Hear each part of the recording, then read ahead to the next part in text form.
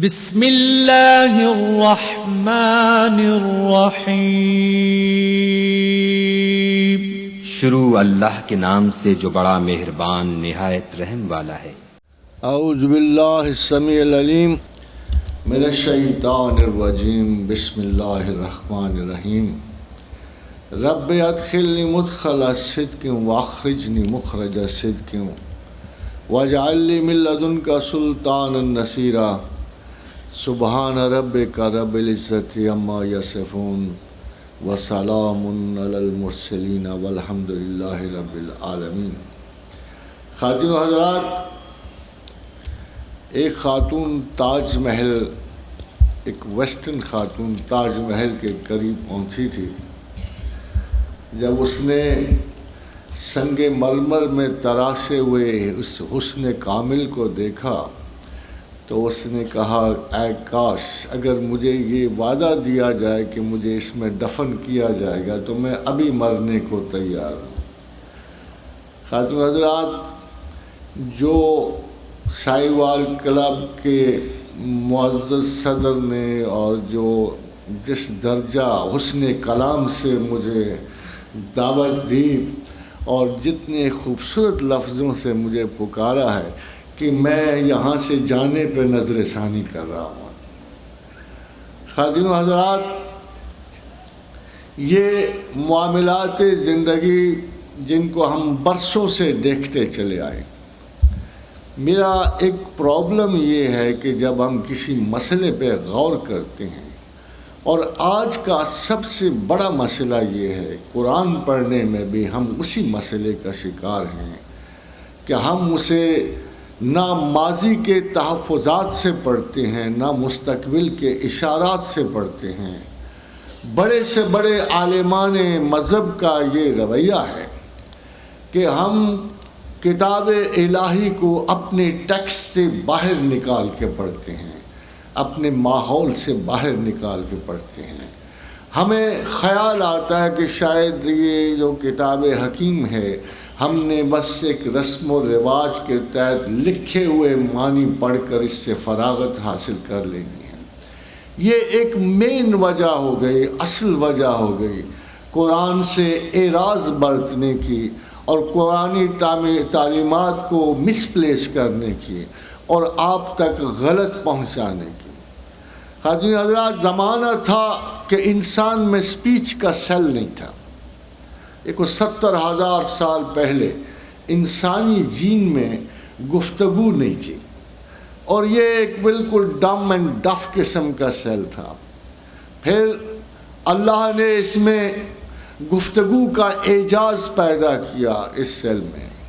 ہمیں اچھی طرح یاد ہے، جو ہماری فاسلز کی اسٹڈی ہے، نسل انسان کی تحقیق ہے، کہ 70,000 سال پہلے انسان کا نیولتھک ایج کا انسان یا پری نیولتھک نیو سٹون ایج کا انسان اس قابل نہیں تھا کہ شعور ذات رکھتا یا شعور کائنات رکھتا یا شعور ذات خداوند رکھتا۔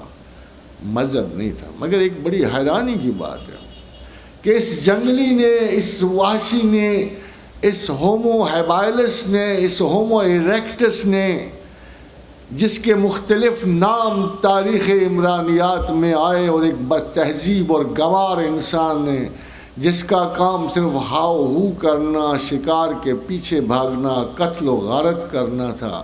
ایک حیرانی کی بات ہے خواتین و حضرات کہ تمام مورخین تاریخ انسان یہ بات کہتے ہیں چھوٹے سے سینٹنس میں کہ all homo sapiens were homo religious۔ کہ حیرانی کی بات ہے کہ ہومو سیپین واز ہومو ریلیجس، کہ جس وقت سے انسان نے عقل پائی ہے تب سے انسان مذہبی ہے۔ حیرانی کی بات۔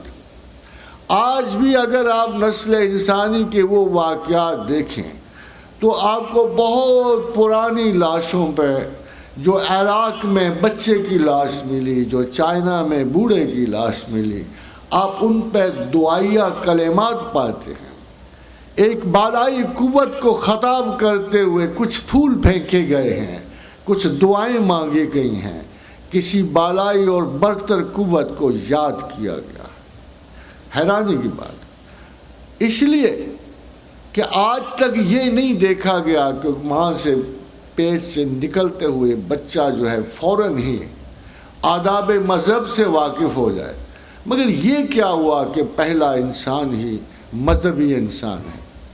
خواتین حضرات، ایک بہت بڑے اینتھروپولوجسٹ جو ہیڈ بھی تھے اپنے ڈپارٹمنٹ کے، انگلینڈ میں مجھ سے ان کی ملاقات ہوئی پروفیسر این ایڈگر سے، تو میں نے ان سے پوچھا کہ اگر آپ اجازت دو، آپ تو ہم پہ جو سوال کرنا چاہو کر سکتے ہو، مگر ہمارا بھی ایک سوال ہے کہ جب انسان تہذیب ہی نہیں رکھتا، جب انسان کی سوچ ابھی کشادہ ہی نہیں ہوئی، جب اس نے ابھی غور و فکر کرنا شروع ہی نہیں کیا، تو یہ جو مذہب ہے یہ تو بہت میچورٹی کی تھنکنگ ہے، بہت دیر کی بات ہے، بہت مدتوں کے بعد، حتیٰ کہ ہندو مذہب بھی کہتا ہے جوانی گزار لو، اس کے بعد کام کاج کر لو، اس کے بعد طاقت کی ہوس تلاش کر لو، برہمچری آشرم طے کر لو، گھرستھ آشرم پورا کر لو، گھرب آشرم پورا کر لو، تو آخر میں کہیں 75 سال کے بعد تم رشی منی آشرم کو پہنچتے ہو،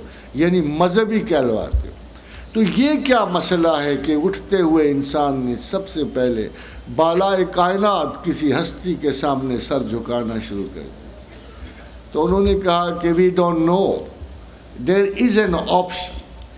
تو میں نے ان سے کہا کہ why don't you agree to one very simple solution of the human generations, کہ ایک سادہ سے مسئلے پہ آپ کیوں نہیں غور کرتے کہ ہو سکتا ہے کوئی ایلین انٹرفیرنس ہوئی ہو۔ میں نے ان سے کہا کہ آپ اس چیز پہ کیوں نہیں غور کرتے کہ ہو سکتا ہے کہ آغاز انسان میں، آغاز حیات انسان میں ہی جب انسان کسی قابل نہیں تھا تو کوئی استاد اوپر سے نیچے آیا ہو، کوئی ایلین انٹرفیرنس ہوئی ہو، ورنہ پہلا انسان کبھی مذہبی انسان نہیں ہو سکتا۔ تو وہ کہنے لگے option is there but we don't have proofs. خاتون حضرات، انہوں نے اس کا جملہ یہ تھا کہ option is there but we don't have proofs, مگر آگے آنے والی زندگیوں میں اللہ تعالیٰ نے انسان کا سفر بڑی محبت سے شروع کیا اور محبت پہ انجام کیا۔ اس کو پہلے بالغ باشعور انسان سے بہت محبت تھی، آدم سے اسے بہت محبت تھی، آدم سے ہی اس نے یہ سفر شروع کیا، اور پہلا انسان ہی ویل ڈائریکٹڈ تھا، پہلا انسان ہی مذہبی تھا، اور خداوند کریم نے اس کی عزت افزائی فرمائی، اسے اپنے دشمن کے مقابلے میں غلبہ دیا، اسے ملائکہ کے مقابلے میں ایک عقلی درجہ دیا، اور پھر اسے زمین پر متمکن کیا، خلیفۃ اللہ فی الارض بنا کر، اور مذہب کا آغاز ہو گیا۔ خواتین حضرات، ایسی ہمیں کوئی سوسائٹی نظر نہیں آتی جو بعد میں آنے والی ہو جس میں یہ مذہبی عنصر نہ ہو۔ تمام ابتدائی سوسائٹیاں مذہبی سوسائٹیاں ہیں، اخلاقی سوسائٹیاں ہیں۔ آج تک کسی سوسائٹی کو، کسی بھی سوسائٹی کو انسان نے اخلاقی نظام نہیں دیا۔ تمام اخلاقی نظام مذہب نے اور خدا نے دیے، اور اسی کے سسٹم سے یہ سارے اخلاقی نظام پیدا ہوئے۔ خاتون حضرات، یہ نظام چلتے چلتے ایک ایسی قوم پہ مرتکز ہو گئے، یہ محبتوں کا سفر جب بنو اسرائیل کے پیغمبروں تک پہنچا، اللہ تعالیٰ نے اولاد ابراہیم سے ایک وعدہ کیا، ایک بہت بڑا وعدہ، کہ جب ہم نے اسے متعدد آزمائشوں سے گزار دیا، جب اپنے بندے کے صدق و صفا کو دیکھ لیا، تو ہم نے کہا کہ اے ابراہیم، ہم نے تمہیں تمام جملہ نسل انسان کا امام مقرر کیا۔ تو حضرت ابراہیم نے کہا قالا ومن ذریتی، اے اللہ یہ تو طے ہو گیا، میرا تو طے ہو گیا، میری اولاد کا کیا بنے گا؟ تو اللہ تعالیٰ نے ایک ڈیفینٹ کیٹیگری میں اعلان کیا، ایک مطلق فیصلہ سنایا، قالا لا ینال عہد الظالمین، کہ ہم ظالموں سے عہد نہیں باندھیں گے۔ اور پھر اولاد ابراہیم میں اور ہر جگہ ہر مذہب میں ایسا ایک طویل عرصہ گزرا کہ انسان اپنی جہالتوں کے سبب، حماقتوں کے سبب ایسی ایسی گستاخیوں کا مرتکب ہوا کہ اولاد ابراہیم میں سے بہت سوں پہ اللہ نے لعنت ڈالی، بہت سوں کو معزز کیا، اور وہ لوگ جو ان میں سے ظالم گزرے ان کو زمین پہ رسوا کیا، اور ان کی ذلتوں نے ایک نئے انسانی چیپٹر کی ابتدا کی۔ اگرچہ وحدانیت کبھی مشکوک نہیں ہوئی، مگر مذہبی معاملات اور انسانی معاملات آپس میں ٹکرانے شروع ہو گئے۔ نفس انسان کی صورت میں جو اللہ نے سب سے بڑا دشمن تخلیق کیا تھا، اس نے اپنی کارستانیاں دکھانی شروع کر دی، اور اللہ نے حدیث قدسی ہے کہ پروردگار نے فرمایا کہ نفس انسانی کی شکل میں نے اپنا سب سے بڑا دشمن تخلیق کیا۔ کہ جب قوم یہود تک نوبت آئی تو ان بدبختوں نے خدا کی رعایتوں سے یہ ناجائز فائدہ اٹھایا کہ مذہب کو بالکل ذاتی خاندانی ملکیت بنائی۔ وہ رب العالمین کے کانسیپٹ کو جیواہا کا نام دے کے صرف اور صرف رب اسرائیل بنا دیا، اور یہ سوچ لیا کہ ہمارے قبیلے سے باہر کوئی قبیلہ نہیں، ہمارے خاندان سے باہر کوئی خدا نہیں، اور رب موسیٰ و ہارون جو ہے صرف مختص ہے ایک قوم یہود کے لیے۔ اگر آپ قرآن پڑھیں تو بار بار خداوند کریم ان کے اس کانسیپٹ کی تردید کرتا نظر آتا ہے۔ دوسری طرف نفس انسانی نے یہ کرشمے دکھائے کہ خود پروردگار عالم نے ان پہ یہ الزام رکھا اور مصدقہ رکھا کہ یہ وہ لوگ ہیں جنہوں نے نہ صرف میرے پیغام کو چند ٹکوں کے لیے بیچ دیا، لِيَشْتَرُوا بِهِ ثَمَنًا قَلِيلًا، بلکہ اس سے آگے بڑھتے ہوئے میرے انبیاء کو بغیر حق قتل کیا۔ اللہ کی یہ لعنت ان پہ مسلط ہوئی، اور یہ 2 مرتبہ عذاب الہی کے شکار ہوئے۔ خواجین حضرات، ارلی کرسچنز بھی یہودی تھے۔ جب حضرت عیسیٰ علیہ السلام کا وقت آیا، مذہب نے ایک دوسری صورت اختیار کی، کہاں تمرد اور سرکشی اور انا کے وہ یہودی ربانی، اور کہاں یہ مساکین حضرت عیسیٰ، اور ان لوگوں نے ایک نئے انکسار کے مذہب کی بنیاد رکھی، مگر یہودیوں نے ان کو مذہب ماننے سے انکار کر دیا، عیسوی مذہب کو ماننے سے انکار کر دیا، اور اس کے برعکس حضرت عیسیٰ کو جادوگر اور غیر خدا اور اللہ کے بغیر ایک ایسا یہودی قبیلے سے منحرف شخص قرار دیا کہ جس کی باتیں صرف قتل کی مستحق تھیں، اور انہوں نے حضرت عیسیٰ علیہ السلام کو سولی پہ چڑھانے کی مکمل کوشش۔ وہ تو اللہ کا کرم ایسا ہوا کہ اللہ نے بڑے دعوتاً فرمایا وما قتلوہ وما صلبوہ، نہ اسے قتل کیا گیا نہ اسے صلیب دی گئی، اور خداوند کریم نے حضرت عیسیٰ علیہ السلام کو آسمانوں پہ اٹھا کے حفاظت بخشی۔ خادم حضرات، جب اسلام آیا، محمد رسول اللہ صلی اللہ علیہ وسلم اللہ کی سب سے بڑی نعمت لے کے زمین پہ آئے، اور دین مکمل ہوا، الیوم اکملت لکم دینکم واتممت علیکم نعمتی۔ جہاں ایک طرف پیغام مکمل ہوا، وہاں دوسری طرف اللہ کی سب سے بڑی نعمت یعنی پیغمبری بھی ختم ہو گئی۔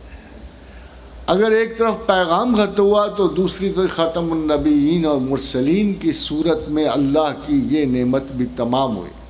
مگر ایک اور وجہ بھی تھی اس کے تمام ہونے کی، یہ انسان جو اپنا ذہنی اور عقلی سفر پورا کر رہا تھا، اب اس درجہ بلوغت تک آ گیا تھا کہ اب اس کو معجزوں کی، سحر کی کارگزاری کی، یا پیغمبروں کے ہاتھوں سے عجیب و غریب چیزیں دیکھ کر ایمان لانے کی گنجائش باقی نہیں رہی تھی۔ اب ایک ہی جادو رہ گیا تھا، وہ شعور انسان کا تھا، عقل انسان کا تھا، اس امانت کا تھا جو اللہ نے انسان کو عطا کی، وہ اپنے درجہ تکمیل کو پہنچ چکی تھی۔ اب خداوند کریم نے انسان کی عقل پہ بھروسہ کیا، اس کی استعداد فکر اور ادراک پہ بھروسہ کیا۔ اب اللہ کو یقین تھا کہ میرے اس بندے کے توسط سے جو دین اور جو میں پیغام دے رہا ہوں، یقیناً لوگ اتنے میچور ہو چکے ہیں کہ وہ اللہ کے پیغام کو سمجھیں گے، سوچیں گے، دیکھیں گے اور مجھ پر ایمان بھی لائیں گے۔ مذہب اس وقت تک جنرلی ہر حال میں تمام کمیونٹیز میں موجود تھا۔ اس وقت تک کوئی ایسی کمیونٹی نہیں تھی جس میں کوئی نہ کوئی فارم آف ریلیجن موجود نہ ہو، چاہے وہ کہانت تھی، چاہے وہ جادوگری تھی۔ ان سب کو ہم اس لیے مذاہب کہتے ہیں کہ ہر بندہ ایک کلٹ کی عبادت کرتا تھا، ایک کسی نہ کسی ایک مکتب فکر کی عبادت کرتا تھا۔ اور خاتون حضرات، اسلام کے بعد کم از کم کہانت کا، جادو کا دور ختم ہو گیا، اور اللہ کے رسول نے انتہا درجہ کا ایک منظم فلسفہ زندگی نہ صرف یہ پیش کیا بلکہ ایک اور چیز بھی پیش کی، وہ خدا سے انسانی تعلق کا ایک طریقہ کار بھی آپ نے انسان کو بخشا۔ آپ نے یہ واضح کر دیا کہ انسان اب آئندہ دور میں جب چاہے گا اللہ سے اپنا رشتہ محبت جوڑ سکتا ہے۔ ایک ایسا رستہ، خاتون حضرات، یہ سارے طریقے اسلام، یہود، یہ اس لیے نہیں تھے کہ اللہ کا مقصد مذہب تھا۔ اللہ کا مقصد مذہب نہیں تھا۔ اللہ کا مقصد کوئی خصوصی شرعی نظام مقرر کرنا نہیں تھا۔ اللہ کا مقصد اول و آخر صرف ایک رہا۔ پہلے انسان سے لے کر آخری انسان تک اللہ کا صرف ایک مقصد رہے گا، اور وہ انسان سے اللہ کا تعلق ہے۔ ہر دور میں، ہر زمانے میں، ہر وقت اور ہر عصر میں انسان جب چاہے گا خدا سے اپنا تعلق قائم کر سکے گا۔ بنیادی طور پر مذہب چلنے کے رستے کو کہتے ہیں، اور جہاں بہت سارے دوسرے رستے موجود تھے، اللہ نے مذہب کو ایک ایسا رستہ قرار دیا جس پہ چل کر آپ منزل مقصود یعنی اللہ تک پہنچ سکتے تھے۔ خاتون حضرات، مڈل ایجز میں ایک بدقسمتی نئی شروع ہو گئی کہ there were less political wars, more religious wars۔ اب مذاہب کی جنگ شروع ہو گئی، بجائے اس کے کہ مذاہب آپریٹ کرتے، اتفاق کرتے، ایک دوسرے سے انس اور محبت کا اظہار کرتے، جملہ مذاہب خدا کے رستوں کو اون کرتے، اس کی بجائے ہر ایک نے اپنے اپنے پوزیسٹ مذہب پہ بنیاد رکھ کر دوسرے مذہب سے جنگ آزمائی شروع کر دی۔ And Islam had a long time of battles with Jews and with Christians۔ ایک حیرانی کی بات یہ تھی کہ عیسائیوں نے یہود کے مذہب کو تسلیم کیا، حضرت عیسیٰ نے بغیر کوئی شریعت لائے شریعت موسوی کو تسلیم کیا، اور آقا و رسول صلی اللہ علیہ وسلم نے، قرآن نے اگرچہ ان کی کتابی صورتیں معطل کر دی، ہاف نالج کہہ کر معطل کر دی، مسپلیس نالج سمجھ کر معطل کر دی، مگر ایک کام ضرور کیا کہ کسی بھی مذہب کے رہنما سے کسی قسم کے بغض کا اظہار نہیں کیا، بلکہ کشادہ دلی سے۔ حیرانی کی بات ہے کہ آج اگر کوئی مسلمان حضرت موسیٰ علیہ السلام اور حضرت عیسیٰ کو نہیں مانتا تو وہ مسلمان ہی نہیں ہوتا۔ یعنی اتنا جبر تھا تسلیم کا پہلے پیغمبروں کو اور پہلے مذاہب کو۔ ہاں، کتابیں تسلیم نہیں کی۔ خاتون حضرات، کتاب تسلیم کرنے کی جو مین وجہ خود اللہ نے بتائی کہ کتابیں تو میری تھیں، مگر تحریف کرنے کے بعد میں اب ان کو اپنی طرف سے بحیثیت دلیل پیش نہیں کر سکتا۔ اللہ نے یہ واضح کیا کہ اب اگر تم نے میرے بارے میں کوئی دلیل اٹھانی ہے، لانی ہے، تو پھر ایک ہی کتاب کو سند بنا، وہ قرآن حکیم ہے۔ یہ کوئی شک نہیں کہ 10 کمانڈمنٹس میں نے دیے تھے، اللہ نے کہا، یہ کوئی شک نہیں کہ میں نے ہی 10 کمانڈمنٹس دیے تھے، مگر میں 10 کمانڈمنٹس کو آگے لایا ہوں۔ تمہیں 10 کمانڈمنٹس قرآن میں مل جائیں گے، وَإِذَا أَخَذْنَا مِيثَاقَ بَنِي إِسْرَائِيلَ لَا تَعْبُدُونَ إِلَّا اللَّهَ وَبِالْوَالِدَيْنِ إِحْسَانًا وَذِي الْقُرْبَى وَالْيَتَامَى وَالْمَسَاكِينِ وَقُولُوا لِلنَّاسِ حُسْنًا وَأَقِيمُوا الصَّلَاةَ وَآتُوا الزَّكَاةَ. یعنی وہ قوانین سارے کے سارے قرآن میں آپ کو مل جائیں گے، مگر وہ زائد باتیں جو قوم یہود نے اور نصارہ نے اپنے بارے میں، خدا کے بارے میں ایڈ کر دی ہیں، آپ کو ان سے گریز کرنا. خاتون حضرات، ایک طویل جنگ کے بعد مسلمانوں کو ایک بڑا طویل غلبہ نصیب ہوا اللہ کے حکم کے مطابق، اور وہ حکم بڑا سادہ سا تھا، وَلَا تَهِنُوا وَلَا تَحْزَنُوا. اے ابتدائی مسلمانوں، اور اب بھی ہر مسلمان کی ابتدا اسی اصول سے ہوتی ہے، وَلَا تَهِنُوا وَلَا تَحْزَنُوا، کہ میرے بارے میں سستی نہ کرو. اگر مجھے تسلیم کر چکے ہو تو پورے اعتقاد سے کرو، ہاف ہارٹڈ تسلیم نہ کرو، دوگلے پن میں تسلیم نہ کرو. دنیا کے قوانین کو اور اس میرے قوانین کو تقسیم مت کرو. یہ مت کہو کہ گھروں کے قوانین اور ہیں اور بازاروں کے اور ہیں اور اللہ کے قوانین اور ہیں. اگر تم مجھے خدا مانتے ہو تو ہر جگہ میرے قوانین کو غلبہ دو. اور دیکھو، جس شخص نے بھی اپنے قوانین کو بانٹا، یا ایھا الذین آمنوا ادخلوا فی السلم کافہ، عجیب سی بات ہے کہ اسلام کو آدھا آدھا ساری جگہ بانٹا جاتا ہے. کسی نے نماز اٹھا لی اسلام سے، کسی نے روزہ اٹھا لیا اسلام سے، کسی نے ایک زکوٰۃ اٹھا لی پرسنل لیول پر، کسی نے صدقہ دینا واجب قرار دیا، مگر ان ٹوٹالٹی اسلام کو کبھی بھی نفاذ میں نہیں لانے کی کوشش کی. خادم و حضرات، اس کی وجہ سے اسلامی معاشرے میں اسلام کے فوائد کبھی نہیں پہنچے. حیرانی کی بات یہ کہ اسلامی معاشرے میں جو حضور کے بعد ہوا اور جو اب تک چلتا ہے، اسلامی سزائیں سب کو پہنچتی ہیں، اسلامی فوائد کسی کو نہیں پہنچے. اس لیے کہ اسلام کبھی بھی پوری طرح کسی مسلم معاشرے میں نافذ نہیں ہوا. اس لیے کہ بہت سارے برٹش لا بھی بیچ میں آ گئے، بہت سارے لاز آف لبرٹی بھی آ گئے، بہت سارے قوانین جو ہیں ٹریفک کے بھی بیچ آ گئے، بہت سارے دوسرے اصول بھی آ گئے. لوگوں نے، مختلف تہذیبوں نے اپنے اپنے قوانین انٹروڈیوس کر کے اسلامی قوانین کو جزوی رکھا اور کبھی کلی حیثیت اختیار کرنے کی اجازت نہیں دی. خاتون حضرات، اس دور کے بعد اچانک مسلمانوں ہی کی وجہ سے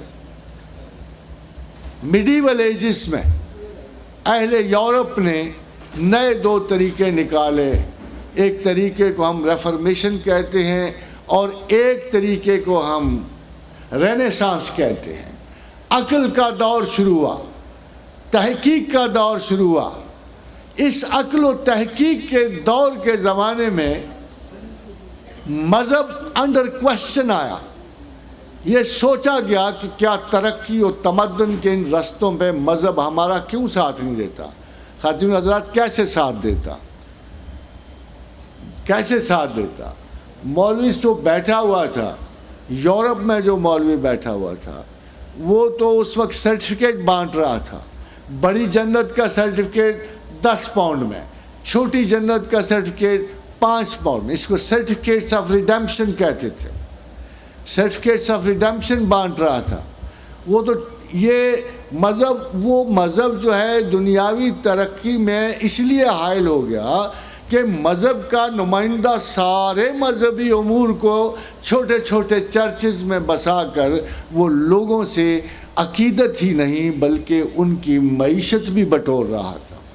نیچرلی اس مذہب کے خلاف مغرب میں بڑا شدید احتجاج پیدا ہوا اور ایک نیا مسلک فکر پیدا ہوا. اس نئے مسلک فکر کو آپ سیکولرسٹ فلسفی کہتے ہیں. سیکولرزم، آج بھی آپ اس کا ذکر سنتے ہوں. خاتون حضرات، پہلا سیکولرسٹ مذہبی تھا، بڑا کٹر مذہبی تھا. وہ بیچارہ کیا کرتا، اس کو لارڈ پادری نے کہا کہ بھائی مجھے ایک بائبل بنا کے دو. وہ 32 ورشن تھی اس وقت موجود تھی، اور اس نے کہا، ہولی ہاکس اس کا نام تھا، بہت اچھا پادری تھا مگر تھا سیانہ سمجھدار.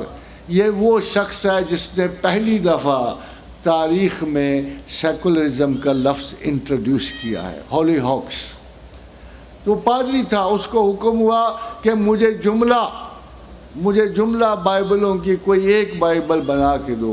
جب اس نے ساری بائبلز کا مطالعہ کیا ورشنز کا, تو اس نے ایک آرٹیکل لکھ کے بھیجا کارڈینل کو کہ حضرت میں اس میں سے کہاں اتفاق پیدا کروں, یہ تو ہر بائبل نئے طریقے, نئے لفظ, نئے واقعات اور نئے حادثات پہ مشتمل ہے, تو ایسے کریں کہ ایسے ہی رہنے دیں, جس کو جو ہاتھ ملے پڑھتا رہے گا. اس پر اسے بڑی کڑی سزا دی گئی. 3 سال کے لیے اسے قید کیا گیا, اس کی بیپٹزم ختم کر دی گئی, اس کو پادری کے عہدے سے معطل کیا گیا. اب بتائیں بیچارہ کو جھوٹ بول رہا تھا, وہ تو سچ بول رہا تھا. مذہب کی اس تقسیم پر, مذہب کے ان معاملات پر, وہ جو کرسچن جو اس وقت تھیولوجی تھی وہ اتنے ورشنز میں تقسیم تھی, وہ تو بیچارہ سچ بول رہا تھا. اس کو سچ بولنے کی سزا مذہب نے یہ دی کہ اس کو 3 سال کے قید کیا. جب وہ قید سے نکلا تو اس نے ایک فیصلہ کیا. خاتون حضرات, اس نے فیصلہ کیا کہ مذہب کو زندگی کے کسی معاملات میں شرکت کی اجازت نہیں دینی چاہیے. That was secularism. اس نے یہ تھیسس پیش کیا کہ مذہب صرف پرسنل چیز ہے اور اس کو زندگی کے معاملات میں دخل دینے کی اجازت نہیں دینی چاہیے. That was the first movement جو مذہب کے خلاف شروع ہوئی, اور اس کی مین وجہ تھی کہ یورپ کے مذہبی لوگوں نے, مفکروں نے, ادیبوں نے, ان کے یہ سمجھ لیا کہ کرسچینٹی ہیلپ نہیں کر سکتی ہمارے کاروبار و حیات چلانے میں. خادم حضرات, اس کے برعکس اسلام چلتا رہا. اسلام مسلسل روا رہا. 15ویں صدی سے آگے نکلا, 16ویں سے نکلا, 1707 تک دنیا کے عظیم ترین بادشاہ جو تھے مسلمانوں کے تھے. یہ ترقی پذیر رہا. بٹ فائنلی آنسلاٹ جو یورپ سے مذہب کے خلاف شروع ہوا تھا, بیسیکلی یہ اسلام کے خلاف نہیں تھا, یہ کرسچینٹی کے خلاف تھا. مگر کرسچنز کی جو انفارمیشن تھی مذہب کے بارے میں بڑی عجیب و غریب تھی. ہولی ہاکس نے اپنے ایک مقالے میں لکھا کہ مذہب اور سیکولرزم ایک دوسرے سے اتنے دور ہیں جتنا سمندر اور زمین, کہ جہاں زمین ہو وہاں سمندر نہیں ہو سکتا, اور جہاں سمندر ہو وہاں زمین نہیں ہو سکتی. یہ ابدی طور پہ جدا حقائق ہیں, یہ کبھی مل نہیں سکتے. ایک دوسرے قول میں ہولی ہاکس نے کہا کہ اگر تم نے اچھا سیکولر بننا ہے تو پھر تمہیں مکمل لادین ہونا پڑے گا. یہ کاؤنٹر موومنٹ شروع ہوئی سیکولرزم کی اور ریلیجن کی, جس میں ریلیجن پہ دباؤ پڑا. خواتین و حضرات, ادھر اسلام کا یہ عالم تھا. اسلام میں ایک نئی, چونکہ غلبہ فوجوں کو حاصل تھا, بادشاہوں کو حاصل تھا, تو اسلام بظاہر اس زوال کا شکار نہیں ہوا. مگر جب یورپی طاقت بہت بڑھ گئی اور بہت سارے بیشتر ملک جو مسلمان ملک غلام ہوئے, تو ایک نئے کرائسس کی ابتدا ہوئی. وہ کرائسس یہ تھا کہ مسلمان کو تانا دیا گیا کہ تم اس لیے ذلیل و خوار ہو کہ تم مسلمان ہو, تم اس لیے ذلیل و شکست کھا گئے ہو کہ تم مذہبی امور پہ قائم ہو. مگر خواجین حضرات, اس وقت تک اسلام کا مذہبی انحطاط بالکل اپنی ٹاپ پر پہنچا ہوا تھا. عین اس وقت کچھ علماء پیدا ہوئے. جب بیشتر مسلمان ملک غلام تھے تو کچھ علماء پر 3 بڑی موومنٹ چلی. تحریک محمدیہ انڈونیشیا میں چلی, اخوان المسلمون مصر میں چلی, اور یہ لوگ دوبارہ اسلام کو پروان دینے کے لیے سامنے آئے. مگر اب وہ اسلام نہیں تھا جو ابتدائے حضرت رسول اکرم سے چلا تھا. اب مذہب کو بانٹ دیا گیا تھا. اب مذہب میں تصوف نام کی کوئی ویلیو نہیں تھی. اب مذہب داخلی مذہب نہیں تھا. اب مذہب اندرونی اصلاح کا مذہب نہیں تھا. اب مذہب جماعتی مذہب تھا, اسکول کا مذہب تھا, دیواروں کا مذہب تھا. اور اب جو علماء دین پیدا ہو رہے تھے انہوں نے اسپیشلی سٹریس کیا اس بات پر کہ دین چند عبادات کا مجموعہ ہے اور ان عبادات پہ سختی سے قائم ہونا ہے اور ان کو آپ کی درون ذات کسی ویلیو سے کوئی تعلق نہیں. خواتین و حضرات، ہمارے سامنے یہ تمام تعلیمات کبھی اپنا مقصد حاصل نہیں کر سکی. آل دی موومنٹس فیلڈ، اس لیے فیل ہوئی کہ ان میں اسلام کو بانٹ دیا گیا تھا. اسلام کو جو دوہری ویلیوز کا تھا، اندرونی اور بیرونی، خارجی اور داخلی ویلیوز کا مظہر تھا، اس کو صرف انہوں نے خارجی عبادت پہ مشتمل کر دیا گیا تھا. اور سخت گیر، ایک بڑا سخت گیر چرچ اسلام میں پیدا ہو گیا تھا، جس کا مقصد صرف نماز پڑھانا اور روزوں پہ زد و کوب کرنا اور ملت اسلامیہ کے ایک حصے کو پاک باز اور باقیوں کو ناپاک کہنا تھا. یہ شعور مذہب نہیں تھا. یہ ایک انتہائی افسوس کی بات تھی کہ اس کا فائدہ پھر سیکولر اٹھا گیا. سیکولر نے اس تقسیم کو اور آگے بڑھایا اور اب یہ کہا جانے لگا کہ اقوام مغرب کو ترقی اس لیے ہوئی کہ وہ مذہب کو ترک کر گئے اور آپ اس لیے پست ہو کہ آپ اسلام کے مقلد ہو، آپ مذہبی لوگ ہو اور مذہبی لوگوں میں کوئی ایسی شناخت نہیں ہے اور سائنٹیفک علوم نہیں ہے اور آپ ترقی پذیر نہیں ہے کیونکہ مذہب سائنس کا مخالف ہے. خاتون حضرات، اس ٹریجک سٹیٹمنٹ کو علماء نے مضبوط کیا، کمزور نہیں کیا.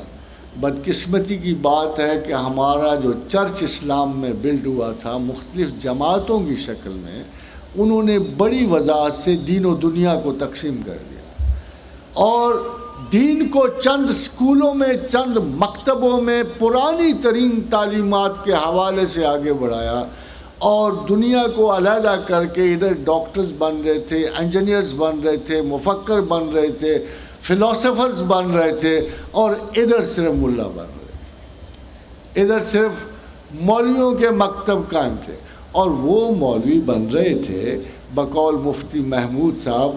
ہم نے ایک ایسی کلاس پیدا کی ہے جو معاشرے میں کسی اور کے ساتھ چل ہی نہیں سکتی کہ مولوی صرف مولوی کے پاس بیٹھ سکتا ہے، مولوی صرف مولوی کے ساتھ چل سکتا ہے، مولوی صرف مولوی کے ساتھ گفتگو کر سکتا ہے. حیران کن بات ہے کہ تمام سیکولر نے اس سے فائدہ اٹھا کے پورے کا پورا بلیم مذہب پہ ڈال دیا اور مذہب کو ایک ڈیکیڈنٹ، فرسودہ ویلیو قرار دے کے 1500 برس کی ایک فرسودہ ویلیو بھلا آج کے دور میں کہاں کام آتی. خاتون حضرات، 5 بڑے فلسفے پیدا ہوئے دنیا میں، 5 بڑے فلسفے پیدا ہوئے. ان میں مارکسین فلسفی پیدا ہوئی جو ہیگیلین جدلیات کا ایک عکس تھی اور کارل مارکس نے کہا کہ مذہب افیون ہے اور پروفٹس کیپٹلسٹ ایجنٹ ہے اور ان لوگوں نے لوگوں کو صبر و شکر سکھا کے مار دیا ہے اور انسانوں سے جد و جہد کی صلاحیت چھین لی ہے اور ہم انقلاب کے دائی ہیں. مزدور آگے بڑھ کر آقا سے جنگ کر کے ایک نئے کلاس لیس معاشرے کی ابتدا رکھ سکتا ہے. تھیسس کا ایک اینٹی تھیسس ہے، پھر اس کا سنتھسس ہوگا جب معاشرے آپس میں ٹکرائیں گے، لڑیں گے، غلام اور آقا کی جنگ ہوگی، ہیوز اور ہیو ناٹ کی جنگ ہوگی. وہ جو کچھ رکھتے ہیں ان کی جنگ ان سے ہوگی جو نہیں کچھ رکھتے، تو پھر معاشرہ لڑتے جھگڑتے ایک سنتھیٹک ویلیو پر پہنچ جائے گا، یعنی کلاس لیس سوسائٹی پیدا ہوگی. یہ تو ایک پریکٹیکل انقلاب تھا. انقلاب روس کی ابتدا تھی، بالشوک آرمی کی ابتدا تھی، لیون ٹراٹسکی کی ابتدا تھی، یہ اسٹالن اور لینن کی ابتدا تھی. مگر دوسری طرف بھی کچھ مذہب پہ اٹیک آ رہے تھے اور مذہب کو بیکار محض ویلیو ثابت کرنے کے لیے دنیا بھر کا عقل مند آدمی جو ہے وہ اس کو ایک مسئلہ ثابت کر رہا تھا، حل نہیں ثابت کر رہا تھا، ایک مسئلہ ثابت کر رہا تھا کہ کیا تم لوگوں نے 24 گھنٹے مذہب اسلام کی رٹ لگا رکھی ہے. یہ تو تمہاری ٹانگ کھینچنے والا مذہب ہے، یہ تو تمہاری ترقی میں حائل ہے، تمہارے عقل کے رستے بند کر رہا ہے۔ اس مذہب میں تو کوئی عقل مند آدمی پیدا ہی نہیں ہو سکتا۔ اور مثال کیا دیں گے؟ دیکھو یہ تمہارے یہی لوگ پیدا ہو رہے ہیں نا جو عقل کی بات سننے سے ہی گریزاں ہیں، بس یہی لوگ پیدا ہو رہے ہیں۔ اگر ایک عالم فتویٰ دے رہا تھا، ان کے پاس بڑے دلائل تھے، اور سچی بات یہ ہے کہ آج کے دنوں میں اگر وہ دلائل کمپیئر کیے جائے تو بڑے ٹھیک تھے۔ مثلا آج کے ایک بریلوی بہت بڑے عالم نے فتویٰ باقاعدہ سائنٹیفک دریافتوں کے بعد یہ فتویٰ دیا کہ دنیا تو چپٹی ہے۔ اور اسی طرح دیوبند کے بہت بڑے عالم نے ایک فتویٰ دیا کہ یہ آلہ مکبر صوت تو شیطانی آلہ ہے، یعنی یہ لاؤڈ اسپیکر آلہ مکبر صوت جو آواز بڑھاتا ہے، یہ تو شیطانی آلہ ہے۔ ادھر سے وہ دعویٰ کر رہے تھے کہ دنیا چپٹی ہے، ادھر دوسرا بڑا معزز اکابرین عقل کا مکتب یہ کہہ رہا تھا کہ یہ شیطانی آلہ ہے۔ بدقسمتی سے آج سبھی اسی شیطانی آلے میں چڑھے ہوئے ہیں۔ جب اس قسم کی واضح حماقتیں مرتب ہوں گی تو سائنس کے پرستاروں کو، سیکولرسٹ کو بڑا کافی موقع مل گیا، اور انہوں نے بڑی وضاحت سے یہ ثابت کر دیا کہ your religion is a big hindrance in the process of progress۔ اور یہ ابھی تک چلتا چلا آ رہا تھا۔ خاتون حضرات، اس کے بعد زیادہ ٹریجڈیز آئیں، دنیا عقل میں بڑی آگے بڑھ گئی۔ پھر ایک نئے فلسفی پیدا ہوئے، اقبال نے بڑی بیچارے نے جد و جہد کی، جہاں اس نے ایک طرف پاکستان کی نظریاتی اساس رکھی، وہاں اس نے ایک بہت بڑا کام کیا۔ تشکیل الہیات جدید میں وہ اپنی فلسفیاتی سکل کے ساتھ دنیا بھر کے فلاسفروں سے بیچارہ لڑا۔ اس نے وحی الہی کے بارے میں انتہائی سائنٹیفک اور فلسفیاتی ثبوت دیے۔ اس نے اپنی ٹیلیولوجیکل، آنٹولوجیکل، کاسمولوجیکل آرگومنٹس پیش کی، اور مغرب نے اسے مانا کہ یہ فلسفہ میں ایک معتبر کوشش ہے، صحیح ہو نہ ہو، ایک معتبر کوشش ہے۔ خاتون حضرات، مگر اس کے برعکس ہم نے یہ دیکھا کہ سکولوں نے دیواروں سے وفا کی، انہوں نے عقل سے وفا نہیں کی۔ and nobody amongst them ever went ahead کہ جو اسلامک ڈیفنس میں وہ یہی بات کہہ دیتا کہ پروردگار عالم نے تحقیق اور جستجو اور عقل اور معرفت کو اس کتاب کی بنیاد قرار دیا ہے، قرآن کی۔ یہ اللہ تھا جس نے لکھا تھا قرآن میں، وَنَرْفَعُ دَرَجَاتٌ مِّن نَشَاءُ، جس کے چاہتا ہوں درجے بلند کرتا ہوں، وَفَوْقَ كُلِّ ذِي عِلْمٍ عَلِيمٍ، اور ہر علم والے کے اوپر ایک علم والا ہے۔ یہ اللہ تھا جس نے کہا تھا کہ بے سود نہیں، بے عقلی اور حماقت سے نہیں، انسان اگر قائل ہوتا ہے تو دلیل سے قائل ہوتا ہے۔ اگر تمہارے پاس معتبر دلیل نہیں ہے تو نہ اسلام کا نام لو، نہ اس کا پرچار کرو۔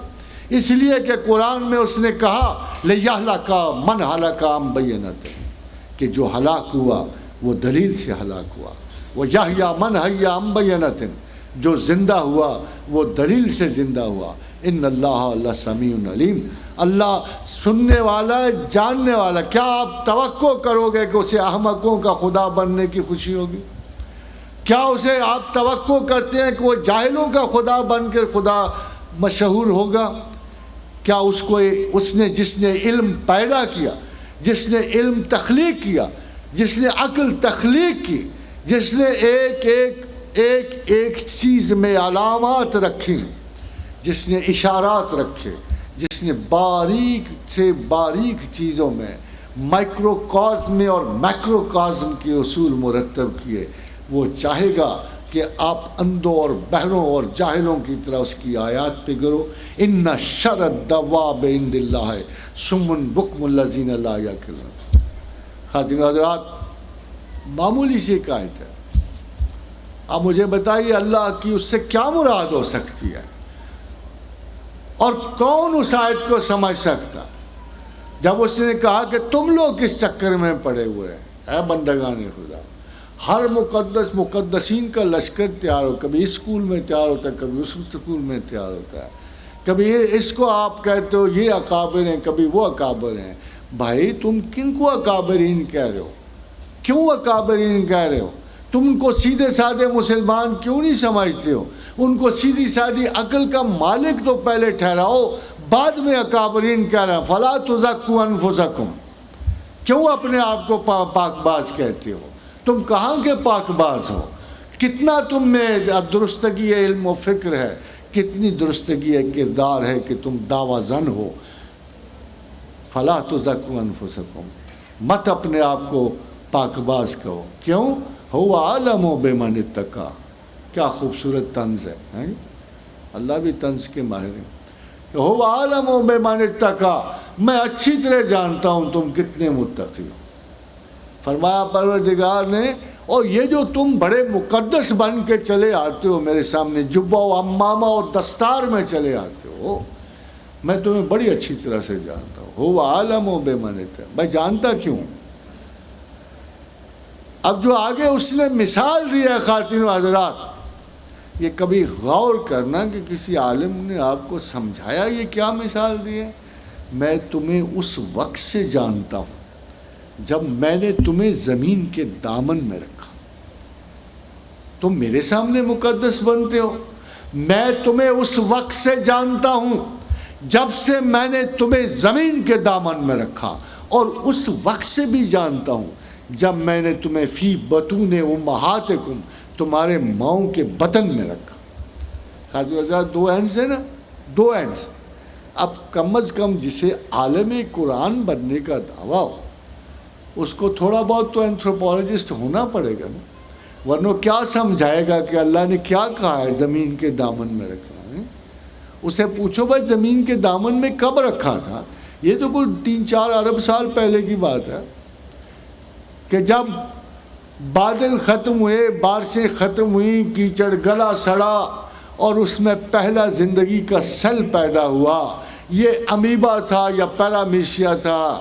یہ تو بات کسی سائنسدان کو پتا ہوگی، یہ تو بات کسی بایولوجین کو پتا ہوگی، کسی ماہر حیاتیات کو پتا ہوگی کہ اس فرسٹ سیل سے انسان کی زندگی کیسے پروگریس کر کے آگے بڑھی، کیسے وہ آگے جا کے سپیشیز میں بٹا، کیسے اس نے پرندوں میں بٹا، جانوروں میں بٹا، اور ایک ان میں سے نکلتا ہوا سیل جو ہے ہومو سیپین میں آ کے ڈفرینشیٹ ہوا، کیسے ورٹیبریٹس آئے، کیسے فائلم کارڈیلیا آیا، کیسے ریپٹیلیاز آئے، یہ کم از کم کسی عالم کو نہیں پتا، سو کالڈ ان اسکولوں کے۔ میں یہ نہیں کہتا کہ ویسٹ سے آئے ہوئے کسی دانشور کو، بدقسمتی کی بات ہے کہ یہ کسی مکتب کے عالم کو نہیں پتا، نہ وہ ایکسپلین کر سکتا ہے کہ اللہ کی کیا مراد ہے کہ جب سے میں نے تمہیں زمین کے دامن میں رکھا ہوں۔ اور پھر دوسری کیسی سمجھ آئے گی بات؟ وہ تو کسی گائنیکولوجسٹ کو سمجھ آئے گی کہ جب اللہ یہ کہہ رہا کہ میں تمہیں اس وقت سے بھی جانتا ہوں جب میں تمہیں ماؤں کے پیٹ میں رکھا۔ انہیں کیا پتا کہ کتنے کروڑ جرسوں میں وائی اور ایکس کروموزوم اس جنگ و جدل میں شریک ہوتے ہیں، اور ایک اس میدہ ماں تک پہنچتے ہیں، اور وہ کس طریقے سے پہنچتا ہے، اور وہ کیا منطق ہے، کیا ہسٹری ہے، جہاں جا کے وہ اپنی فائنلی کاپولیٹ ہوتا ہے۔ یہ تحقیق و جستجو کی بات، بدقسمتی کی بات ہے کہ یہ تحقیق و جستجو جو ہے سیکولر کو چلی گئی۔ سیکولر حق بجانب تھا نا کہ تمہیں تو اپنے قرآن کی ایکسپلینیشن نہیں آتی، تم کہاں کے ہمارے دعوے دار تقابل ہو گئے ہو؟ تم تو اپنی کتاب کو ایکسپلین نہیں کر سکتے، تم تو اللہ کے کسی حکم کو ایکسپلین نہیں کر سکتے، تم ہمارے منہ کہاں سے آؤ گے؟ بات تو بڑی سچی تھی ان کی، جب اللہ کہہ رہا تھا تم گمان کرتے ہو کہ پہاڑ کھڑے ہیں، تم گمان کرتے ہو کہ پہاڑ کھڑے ہیں؟ نہیں، بالکل نہیں ہے۔ یا تمر و مر صحاب، یہ تو سرمئی بادلوں کی طرح زمین کے ساتھ ساتھ اڑ رہے ہیں۔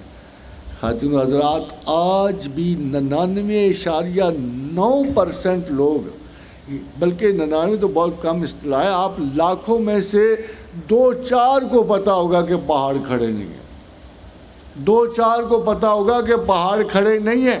اللہ سچ کہہ رہا ہے کہ تم گمان کرتے ہو کہ پہاڑ کھڑے ہیں۔ ہے یا تمر و مر صحاب، یہ تو سرمئی بادلوں کی طرح زمین کے سنگ اڑتے اڑتے جا رہے ہیں. یہ کسی جیالوجین کو پتا ہوگا نا. یہ جس کو ارتھ کی موومنٹ کا پتا اس کو پتا ہوگا نا. یہ سینٹر آف ارتھ تک گڑے ہوئے پہاڑوں کا جس کو نقشہ پتا اس کو پتا ہوگا. یہ کسی M S C P H D B S C geology کو پتا ہوگا کہ واقعی پہاڑ زمین کے ساتھ 48,000 میل فی گھنٹہ کی رفتار سے بھاگ رہے ہیں. حیرت کی بات یہ ہے کہ اسلام مسئلہ ہے. یہ نہ کسی نے دیکھا کہ اسلام کو ایکسپلین کرنے والا مسئلہ ہے. خادر و حضرات، اصل مسئلہ مذہب نہیں تھا. مذہب، یہ یاد رکھیے، حقائق پہ مشتمل ہے. مذہب زمینی اور کائناتی حقائق پہ مشتمل ہے. مذہب اگر ایک غلط سٹیٹمنٹ دے دے نا، ایک غلط سٹیٹمنٹ، اگر قرآن ایک غلط سٹیٹمنٹ دے دے تو نہ وہ قرآن ہے، نہ وہ خدا کا کلام ہے، نہ کوئی خدا ہے، نہ زمین و آسمان میں، سارا نظام ہوا میں اڑ جائے. اگر قرآن کی ایک سٹیٹمنٹ غلط ثابت ہو، اور بڑی سٹیٹمنٹ ہے غلط ثابت کرنے کے لیے، آؤ ذرا چیک کر کے دیکھو نا. مگر کون چیک کرے گا؟ مذہب کو الزام دینے سے پہلے حاضر حضرات سب سے دلچسپ الزام آگے آیا. یہ تھے کچھ لاجیکل پازیٹیوسٹ فلاسفرز، آیان ثابتہ کے فلسفی تھے. انہوں نے کہا دیکھو بھائی، برٹرنڈ رسل نے ایک دفعہ کہا کہ ذہن انسان اسی چیز کو جانتا ہے جس کا کوئی نہ کوئی عکس اس کے ذہن میں موجود ہو پہلے سے. فار ایگزامپل، یہ مجھے بڑا عجیب سے میز لگ رہا ہے، پہلے بہت کم اس شکل کے دیکھی. وہ ایک میز پڑا ہے، ایک چھوٹا سی تپائی ادھر پڑی ہوگی، سب علیحدہ شکلوں کے میز ہیں، مگر کوئی ایسا شخص نہیں ہے کہ جو اس لاجیکل کنسٹرکٹ اس کے ذہن میں موجود ہے کہ میز کی نوعیت کیا ہوتی ہے. کوئی ایسا ان پڑھ سے ان پڑھ آدمی بھی نہیں ہے جو یہ نہ کہ یہ بھی میز ہے، وہ بھی میز ہے، وہ بھی میز ہے، حالانکہ شکلیں جدا ہیں. تو جب کسی چیز کا بیسک ایک نظریہ ذہن میں پڑا ہوتا ہے، ہم اسے لاجیکل منطقی کنسٹرکٹ کہتے ہیں. اور پھر وہ چیز چاہے کتنے رخ بدلے، کتنی شکلیں بدلے، ہم اس چیز کو پہچان جاتے ہیں. باہر رنگے کے خواہی جامہ برپوش، من انداز قدت را می شناسا، کہ تو چاہے جو مرضی لباس پہن لے، ہم تجھے قد سے پہچان جائیں گے. مگر بدقسمتی تھی، لاجیکل پازیٹیوسٹ نے یہ کہا کہ خدا کا کوئی لاجیکل کنسٹرکٹ ذہن انسان میں موجود نہیں ہے. وہ بھی سچ کہا انہوں نے، خدا کا کوئی نقشہ ذہن انسان میں موجود نہیں، نہ اس کے جسم کا، نہ اس کی جان کا، نہ اس کے بالوں کا، نہ قد و قامت کا. اب جس چیز کا کسی قسم کا سراغ ہی نہیں ہے، نشان ہی نہیں ہے، کسی قسم کا ذہن اس کا ادراک ہی نہیں رکھتا، وہ سینس نہیں ہے، وہ نان سینس. جب یہ بڑا اعتراض آیا، بیچارہ سب ملبہ مسلمانوں پہ گرا. اب مسلمان بار بار تلاش کر رہے تھے کہ اے پروردگار عالم، کوئی بندہ دے جو ویسٹرن آنسلاٹ کو، کوئی تو ایسا دے کہ جو ان مثبت ترین اور خوفناک ترین اعتراضات کا جواب تو دینا. آپ کو جواب کیا ملا؟ یہ کافر ہے، اگر نہیں اس طرح کی بات کرتے ہیں اٹھاؤ گولی مار دو، بس قصہ ختم. That was not the way of God. That was not the way of Prophet. کمال کی بات ہے. اب دیکھو یہ اللہ میاں کیا طریق پسند کرتا ہے، کسی غیر سے گفتگو کا کیا طریقہ پسند کرتا ہے. ڈو تھنک کہ اللہ نے حکم دیا ہے کہ مارو، قتل کرو، اکھاڑ دو گردنیں ان کی. اگر تمہارے اللہ کو نہیں مانتے تو تم بالکل پہلا قدم ہی یہ اٹھاؤ. اس نے کہا نہیں، بلکہ دیکھو تبلیغ بصیرت پہ، تلقین بصیرت پہ. اگر تم چاہتے ہو کہ لوگوں سے تم مباحثہ کرو، مکالمہ کرو، تو دیکھو یار سب سے پہلی بات علم. تمہارے پاس اتنا علم ہونا چاہیے، کم از کم اگر دشمن کے برابر نہیں تو اس سے کم نہیں ہونا چاہیے، ایسے نہ ہو کہ تم شکست کھا لو۔ اور دوسری بات کہ تم میں ادائیگی بھی ہو، خالی دلیل نہیں ہو، حسن ادا بھی ہو، انداز بھی ہو۔ چلو اگر کافر تمہاری دلیل نہیں مانتا، تمہارے لفظ کی خوبصورتی پہ شاید مار مٹے۔ ابھی ہے دل کو مقام سپردگی سے گریز، ابھی ہے دل کو مقام سپردگی سے گریز، چلو کچھ اور صحیح، چلو ایک اور صحیح زلف عنبری میں شکل۔ بھئی اگر دلیل نہیں آتی تو چلو ایک اور صحیح زلف عنبری میں شکن، ایک ادائے گفتگو میں ان کو مار لو۔ پھر آخر میں یہ کہا اگر بحث تک نوبت آ جائے وَجَادِلْهُمْ بِالَّتِي هِيَ أَحْسَنُ، اور اگر نوبت بحث تک آ جائے تو دیکھو یار تمہارا کام ہے کہ تم حسن کلام سے بحث کرو، اپنے انداز کو منفرد رکھو، قابل قبول رکھو۔ ماشاءاللہ پچھلے دنوں ایک بھیڑ لگی ہوئی تھی علماء کی، اور تمام جملہ مفکرین اسلام، اور ہماری بڑی عادت ہے ویسے، ہم اپنے گلی کے ملا کو بھی کم از کم آئنسٹائن کے برابر کر دیتے، یہ ہماری مخصوص عادت ہے۔ آپ نے کبھی دیکھا کہ وہ لوگ جنہوں نے تاریخ کے دھارے بدل دیے، وہ لوگ جنہوں نے علمی انقلاب برپا کر دیے، وہ لوگ جنہوں نے دانشوری کے جھنڈے شاید ماؤنٹ ایورسٹ سے بھی بلند کر دیے، ان کا نام کیا ہے؟ آئنسٹائن، رسل، ایسے لگتا ہے کوئی معمولی سی چیزیں ہوں، مگر ادھر جو ہمارے دانشور ہیں، قبلۃ الکلام، قدوۃ السلام، عالم، یہ اگر آپ کسی عالم کے اشتہار کو دیکھ لو تو پتہ یہ لگتا ہے کہ یہ دانائے روزگار، مفسرین عالم اسلام، متکلمین دور جہاں، یہ جو اترے ہیں وہ مولوی نور الدین صاحب، وہ اپنے محلے کے تھے۔ بھائی اتفاق کی بات دیکھو کہ محلے میں نہیں پتہ لگا مجھے کہ دور حاضر کے سب سے بڑے مفسر یہ ہیں، مجھے اپنے محلے میں نہیں کبھی پتہ۔ وہ جب باہر جائیں گے تو ان کو کتنا شوق ہے اپنے تعریفیہ ٹائٹلز لکھوانے کا۔ یہ بھی ایک بڑی بلا تھی جو مسلمانوں پہ پڑی۔ یہ جو عقیدت ہے نا جی، معاف کیجیے گا، علم کی سب سے بڑی دشمن ہے عقیدت۔ استادوں سے محبت ہوتی ہے، عقیدت نہیں ہوتی۔ یہ عقیدت اندھا دھند ہوتی، پاگل پن ہوتا، یہ جنوں ہے، یہ انسان کے ذہن کو قید کر کے اسے میکسیمم ایکشن تک ابھار دیتی ہے۔ یہ عقیدت ہے جو اس ملک میں جگہ جگہ قتل و غارت پیدا کر رہی ہے۔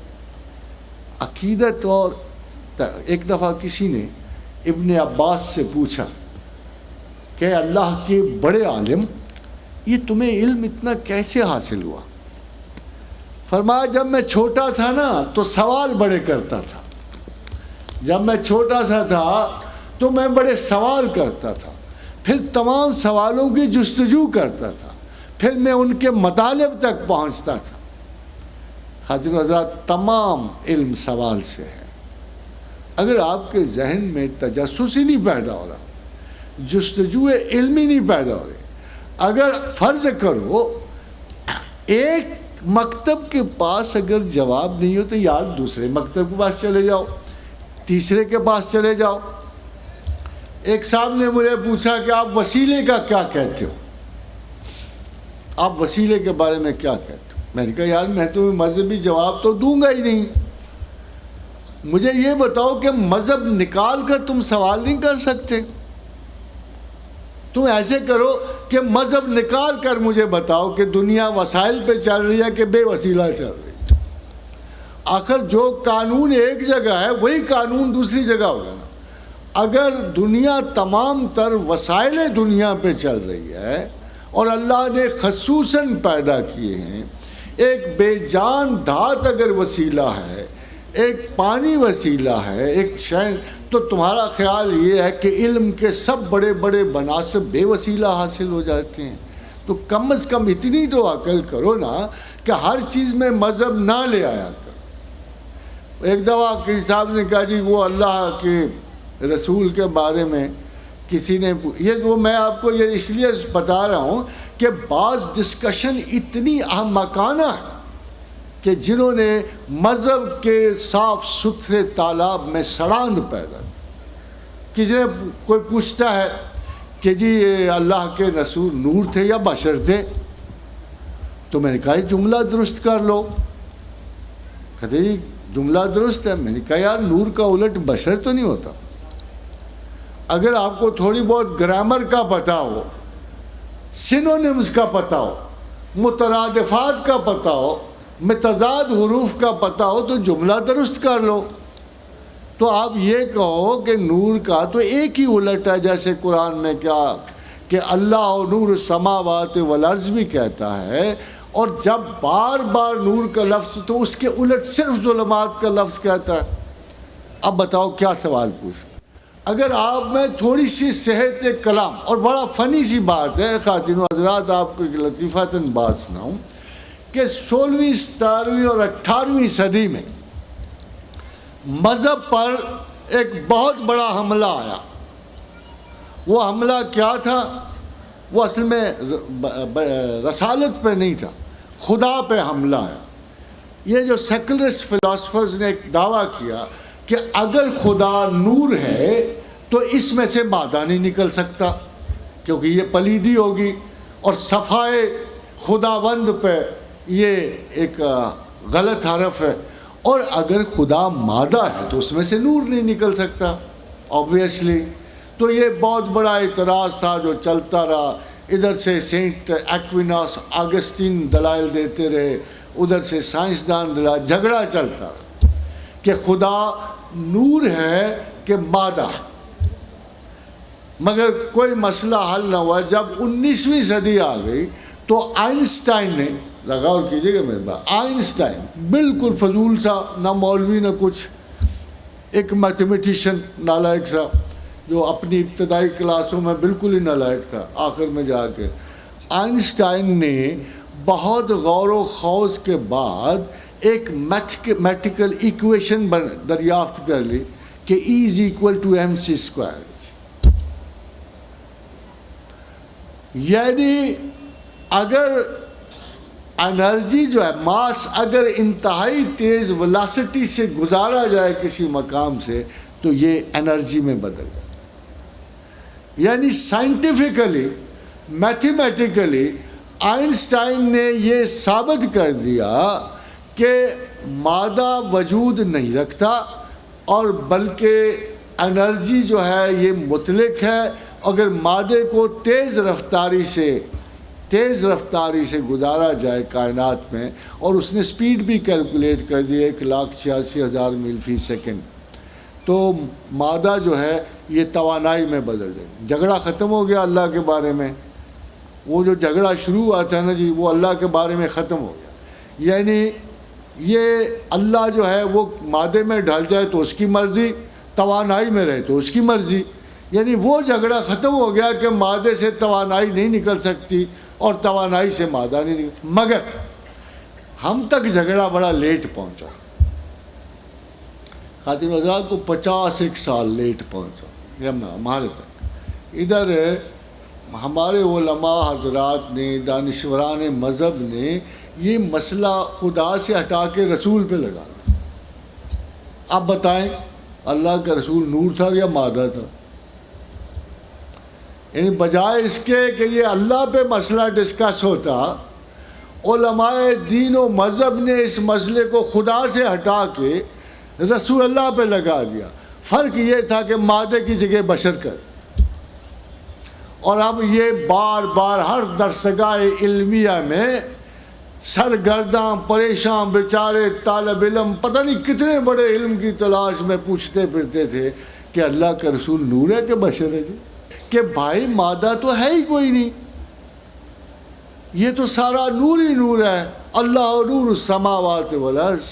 اب یہ علیحدہ بات ہے کہ کسی نور نے انجماد اختیار کیا اور ستارے بن گئے، کسی نور نے انجماد اختیار کیا تو سورج چاند بن گئے، کسی نور نے انجماد اختیار کیا تو انسان بن گئے۔ جھگڑا تو کوئی بھی نہیں تھا، یہ تو ایک سائنٹیفک لا تھا، پرنسپل تھا بیسیکلی، جس کی ایکسپلینیشن تھی، مگر مکاتب میں تھیوری آف ریلیٹیوٹی نہیں پہنچی۔ آئنسٹائن کی تھیوری آف ریلیٹیوٹی افسوس کہ مکاتب میں نہیں پہنچ۔ جب اتنی ڈیکیڈنس ہو جائے تو یہ پھر حق بنتا ہے نا سیکولر کا کہ ہمارا تمام مذہب جو ہے جہالت ہے، رکاوٹ کی بنیاد بن رہا ہے، اور اس میں شیطان کے علوم سکھائے جاتے ہیں۔ خاتون حضرات، جب دین و دنیا تقسیم ہو، ایک صاحب بڑے متقی بستر اٹھائے ایک دکاندار کے پاس جاتے ہیں کہ بھائی بہت دنیا ہو چکی، بہت دنیا، چلنا ذرا اللہ کی خاطر چلیں۔ وہ پوچھتا ہے بھائی یہ ایمانداری سے پھل بیچنا گناہ ہے؟ کیا ایمانداری سے پھل بیچنا گناہ ہے؟ کیا اچھی تجارت خالص مال دینا گناہ ہے کہ مجھے ابھی اور کسی دین کو جانا ہے؟ تو اگر آپ حدیث پہ جاؤ تو وہ شخص جو دیانت سے اپنے فرائض پورے کرتا ہے، اس سے بڑا تو کسی کو نیک نہیں سمجھا گیا۔ اور کیا فرار سے آپ کو، دنیا سے فرار حاصل کر کے آپ کو خدا ملے گا؟ خدا نے وہاں آپ کو ٹیسٹ کیا کرنا ہے بھائی؟ اگر خدا نے آپ کا جھوٹ اور سچ ٹیسٹ کرنا ہے تو وہ دکان پہ ٹیسٹ کرے گا نا، کہ کسی صحرا میں ٹیسٹ کرے گا یا کسی پہاڑ کی چوٹی پہ ٹیسٹ کرے گا۔ اگر اس نے کہا ہے وَلَا تَأْكُلُوا أَمْوَالَكُمْ بَيْنَكُمْ بِالْبَاطِلِ وَتُدْلُوا بِهَا إِلَى الْحُكَّامِ لِتَأْكُلُوا فَرِيقًا مِّنْ أَمْوَالِ النَّاسِ بِالْإِثْمِ وَأَنْتُمْ تَعْلَمُونَ، کہ تم مال کیوں کھاتے ہو ایک دوسرے کا بھائی؟ اور خدا کہتا ہے کہ بندگان خدا ایک دوسرے کا مال کیوں کھاتے ہو اور ایک دوسروں کی جائیدادوں کے قبضوں کے روز حق شفا کے دعوے کیوں کرتے ہو؟ تو کیا یہ آپ کو صحراؤں میں ملیں گے قانون؟ یہ تو آپ کے شہروں میں ہی آپ کو پتہ لگے نا، آپ اللہ کے قانون کے پابند ہو کہ آپ اپنے نفسی اشکال کے پابند ہو۔ یہ جو صبح و شام ہر گلی کوچے میں بے ایمانیوں کے ایک سیلاب آیا ہوا ہے، طوفان اٹھا ہوا ہے کرپشن کا، قرآن کے احکام ان پہ لاگو ہوں گے یا آپ محض نعت رسول پہ اکتفا کرو گے؟ یہ اچھی عزت ہے رسول اللہ صلی اللہ علیہ وسلم کی، یہ وہ تکریم ہے آقا و رسول کی کہ ان کے احکام کو تو پسے پشت رکھا جائے، منمانی کی جائے، نفس خراب کار کی ہر آرزو پوری کی جائے، اور مسجدوں میں نعت پر ویل دی جائے۔ کیا مسجدوں کے یہی وقار ہوتے ہیں حضرات کرام؟ یہ تو کم از کم اس دور حاضر میں جو سیکولر سٹف آپ کے ساتھ کر رہا ہے وہ تو کام ہی نہیں رہا ہے۔ اس نے تو آپ کے اعلیٰ ترین مقامات کو، اعلیٰ ترین مقامات کو، پاک ترین مقامات کو اس نے تو کھیل تماشے میں بدل دیا ہے۔ میں تو حیران ہو جاتا ہوں کہ نعت خان پڑھ رہا ہے اور نوٹ چل رہے ہیں، بھئی یہ کوئی شادی کی تقریب ہے؟ کیا مسجد کے وقار کا یہی تقاضا ہے؟ You have taken your religion very very non seriously. بہتر یہ ہے کہ اس کو چھوڑ جاؤ، بہتر یہ ہے کہ اس کو رسوا کرنے کی بجائے اس پر رحم کرو۔ یہ حل تھا، آپ نے اسے بہت بڑا مسئلہ بنا دیا۔ یہ اللہ اور اس کے رسول کا بڑا صاف شفاف مذہب تھا، بڑا خوبصورت، بڑا باوقار مذہب تھا۔ یہ قواعد دنیا بھی تھے اور اللہ سے ملنے کا ایک خوبصورت ترین راستہ بھی تھا۔ شرع اس لیے نہیں تھی، شرع تو اس لیے تھی کہ لوگ تسلیم کرتے اللہ کو، لوگ ایک ماحول بناتے۔ اگر سارے نہیں خواجہ حضرات غور سے سنیں، شرع کی ڈیفینیشن آپ کو پتہ کیا ہے؟ کم سے کم زاد راہ جسے لے کر آپ منزل تک پہنچ سکو، یہ شرع ہے۔ کم سے کم زاد راہ جسے لے کر آپ منزل تک پہنچ سکو۔ اور طریقت پتہ کیا ہے؟ وہ خیمہ، اس بہت بڑا خیمہ جس مین ستون پہ کھڑا ہو اس کو طریق کہتے ہیں۔ اگر کوئی خیمہ کسی درمیانے مین ستون پہ کھڑا ہے تو وہ طریقت ہے۔ اور آپ کو سمجھایا یہ گیا ہے کہ بھائی خدا کے بندو، طریقت شریعت کی نیت، اگر کوئی کارہائے خلوصی آپ نے کرنی، مذہب کی ہی پیروکاری کرنی ہے، مذاہب نماز ہی پڑھنی ہے، روزے ہی رکھنے ہیں، تو نیکی کر کے دریا میں مت ڈالو۔ جو کچھ کرنا ہے اللہ کے لیے کرو، اللہ کے لیے کرو۔ قربانی اگر کوئی کرنی ہے تو اللہ کے لیے کرو، خیرات کرنی ہے تو اللہ کے، شوشہ بے شک کر لو آپ، اللہ تو بہت مہربان ہے، آپ کی منطق کے شوشہ کو جانتا ہے وہ۔ جب تک آپ 2-4 تصویریں نہ کھنچوا لیں آپ کو آرام ہی نہیں آتا۔ اس کو پتہ ہے کہ ذرا سی نیکی کا اشتہار بندہ لگانا چاہتا ہے، 2-4 انٹرویو چھپیں، وہ کہتا ہے کر لو کوئی حرج نہیں، مگر نیت نہ خراب کرو۔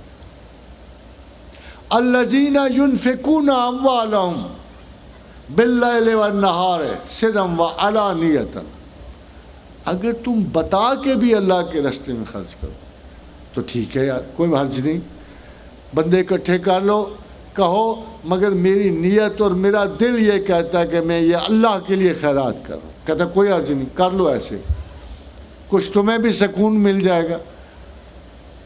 مگر ایسے نہ کرو کہ اپنی تمام نیکیاں عکارت کر، تمام نیکیاں عکارت نہ کرو، جو کرنا ہے خدا کے لیے۔ آپ کو پتہ ہے مدینہ کی مسجد میں اصحاب رسول کچھ نہ کچھ صدقات لگا جایا کرتے، کھجوروں کی شکل۔ اولے اولے عادتیں بگڑ گئے، کچھ صحابیوں نے غلطی کر دی کہ گلی سڑی کھجوریں لگا۔ بڑا اللہ میاں کو غصہ ہے بہت، کہ سبحان اللہ، میں ہی درخت اگانے والا، میں ہی کھجوریں اگانے والا، میں ہی رزق میں تمہیں وافر عطا کرنے والا، اور تم میرے نام پہ دینے تو یہ گلی سڑی کھجوریں، اپنے لیے تم نے بہترین رکھی۔ مگر اللہ ناانصاف نہیں ہے، اس کو پتہ اچھی چیز دینے میں آپ کا دل بڑا دکھتا ہے، تو دیکھو اگر بہترین چیز نہیں تو درمیانی دے دو، مجھے انسلٹ تو نہ کرو نا کہ میرے نام پر بدترین چیزیں دی جا رہی۔ تو خداوند کریم نے آپ کو ایک اشرافیہ کا سبق دیا تھا، اتنے خوبصورت سبق دیے تھے آپ کو، اس نے جہالت کا نہیں سیکھنے کا سبق دیا۔ بڑا دعویٰ کیا اللہ نے، بہت بڑا دعویٰ کیا۔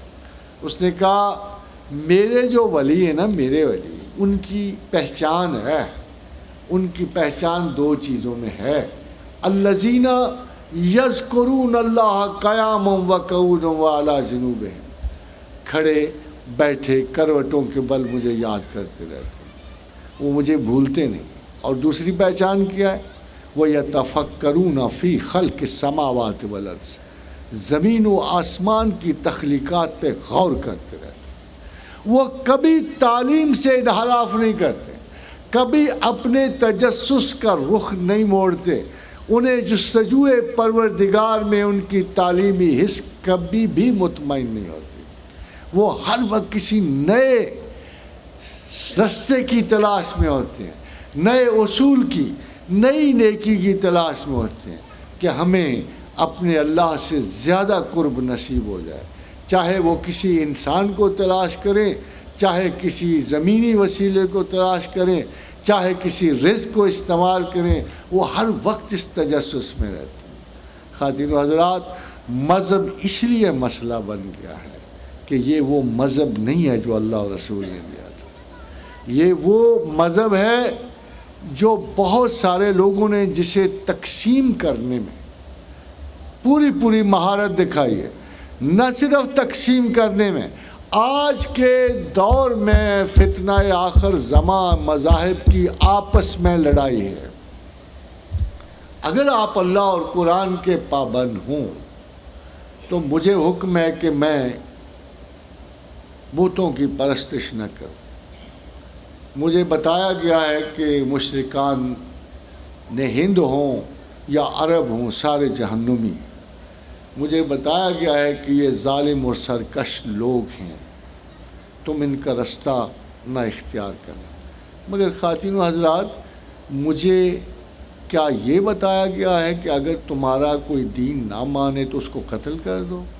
مجھے یہ بتایا گیا ہے کہ اگر تمہارے کو مسلک پہ نہ چلنے والا ہو تو اس کی بوٹیاں نوچ کھاؤ؟ مجھے تو اللہ بڑے مسالک میں کہتا ہے. یہ تو چھوٹی چھوٹی باتیں ہیں جو مسلمانوں کے بیچ میں ہیں. مجھے تو اللہ اہل و کفر و شرک کے بارے میں کہتا ہے کہ لا اکراہ فی الدین, دین میں کوئی جبر نہیں. اگر یہ شخص جو ہے, اگر باوجود تمہارے سمجھانے کے اور کہے کہ اگر یہ مشرکانہ عقائد نہیں چھوڑتا تو جبر نہیں ہے, اس کو اس کے عقائد پہ رہنے دو, اس کو اور مجھ پہ چھوڑ دو, میں اسے دے دوں گا اس کا صلہ, اس کے شرک کا, اس کے مرنے کے بعد. تمہیں نہیں میں حق دیتا کہ تم تلوار اٹھاؤ اور اسے قتل کر دو. جو مذہب, جو اللہ, جو رسول, یہاں تک کہ ضرور قتل کرو جب موقع آئے, تم فساد میں پڑ جاؤ اس قسم کے.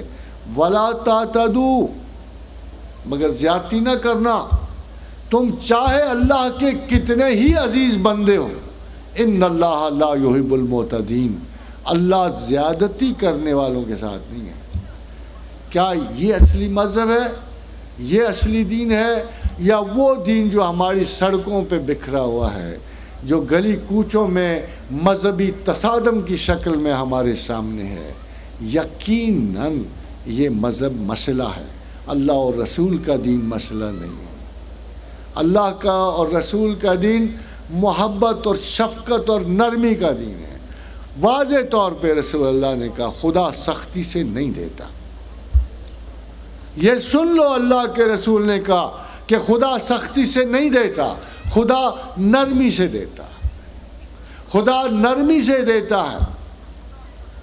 اور یہ کہا رسول اللہ صلی اللہ علیہ وسلم نے کہ جتنے بھی آداب معیشت اور معاشرت رسول اکرم صلی اللہ علیہ وسلم نے بتایا ہمیں, جو ہم اپنی زندگی میں لاگو اور رائج کرتے ہیں, کیا ان میں سے کوئی قانون اس وقت مذہباً, اصولاً, حکومتاً ہماری سوسائٹی میں رائج ہے؟ اگر نہیں ہے تو مذہب آپ کا مسئلہ نہیں ہے. مسئلہ وہ ہے کہ آپ مذہب کو مسئلے کا شکار کر رہے ہو. آپ کی دینداری اب عفونت بن چکی ہے, یہ فتنہ و فساد بن. ومن اظلم ممن منع مساجد اللہ ان یذکر فیہا اسمہ وسعی فی خرابہا. اس سے بڑا ظالم کون ہے جو خدا کی مسجدوں میں بھی لوگوں کو ذکر الہی سے بند کرتا ہے؟ اس سے بڑا ظالم کون ہے؟ اس سے بڑا ظالم کون ہے جس کے خوف اور فتنہ و فساد سے لوگ مساجد تک نہیں جا رہے؟ اس سے بڑا ظالم کون ہے؟ خواتین و حضرات, یہ اللہ کے دین کی شناخت نہیں ہو رہی. واقعی ہمارا بڑا مسئلہ ہے. ہم چاہتے ہیں کہ ہم اللہ اور رسول کو اپروچ کریں, ہم چاہتے ہیں کہ ہم اچھے مسلمان ہوں. ہمیں اللہ نے کہا ہوا ہے ولا تہنوا, میرے بارے میں سستی نہ کرو, ولا تحزنوا, یہ تم بہت رنجیدہ ہو نا, غم نہ کرو, میں وعدہ کرتا ہوں وَأَنْتُمُ الْأَعْلَوْنَ إِن كُنتُم مُؤْمِنِينَ, کہ تم ہی غالب ہو اگر ایمان والے ہو. مگر کدھر گیا یہ مذہب جو ہمیں یہ وعدہ دیتا ہے؟ کدھر گیا قرآن جو ہمیں یہ وعدہ دیتا ہے؟ ہم کہاں غالب ہیں؟ مسلسل 2012 تک کوئی کہتا ہے پاکستان نہیں رہے گا. جی کیسے کیسے مدبر پیدا ہو گئے, اور بڑے سارے لوگ ایسے پیدا ہو گئے ہیں جو اس معاشرے میں اس تعبیر کو پورا کرنے کے لیے مسلسل اس ملک کی جڑوں کو پانی دے رہے ہیں. سوال یہ پیدا ہوتا ہے کہ یہ کون لوگ ہیں؟ ایک طرف سیکولر، ایک طرف ریلیجس، وہ بھی بربادی کی نوید سنا رہا ہے، یہ بھی بربادی کی نوید سنا رہے ہیں. تو خواتین و حضرات، آئی وڈ سے کہ آپ اس بڑے نیچرل فطری مذہب کو جاؤ، اس مذہب کو جس میں دنیا دین سے جدا نہیں ہے، وہ مذہب جو آپ کو رجعت بخشتا ہے علم کی طرف، وہ مذہب جس کا خدا اپنی شناخت کو علم سے مربوط رکھتا ہے، وہ رسول جو اللہ کے حضور ایک ہی دعا رکعت سے مانگتا ہے کہ اللہم نبئنی بحقیقت الاشیاء، اے پروردگار عالم مجھے حقیقت اشیاء کا علم دے. بھلا وہ پیغمبر آپ کو جہالت سکھائے گا؟ وہ پیغمبر آپ کو کہے گا کہ آپ دنیا کی معرفت حاصل نہ کرو؟ کون سی ایسی جگہ ہے جہاں سے خدا کا علم نہیں نکل رہا؟ کیا میتھمیٹکس سے نہیں نکل رہا؟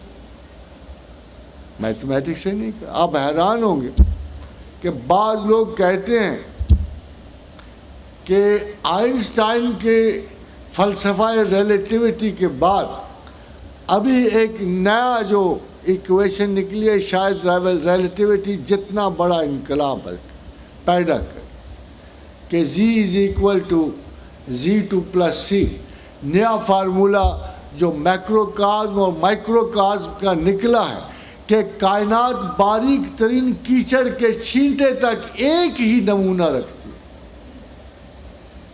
اس میں دو نہیں ہے، ایک ہی اصول کے تحت کیچڑ کا چھینٹا اٹھتا ہے.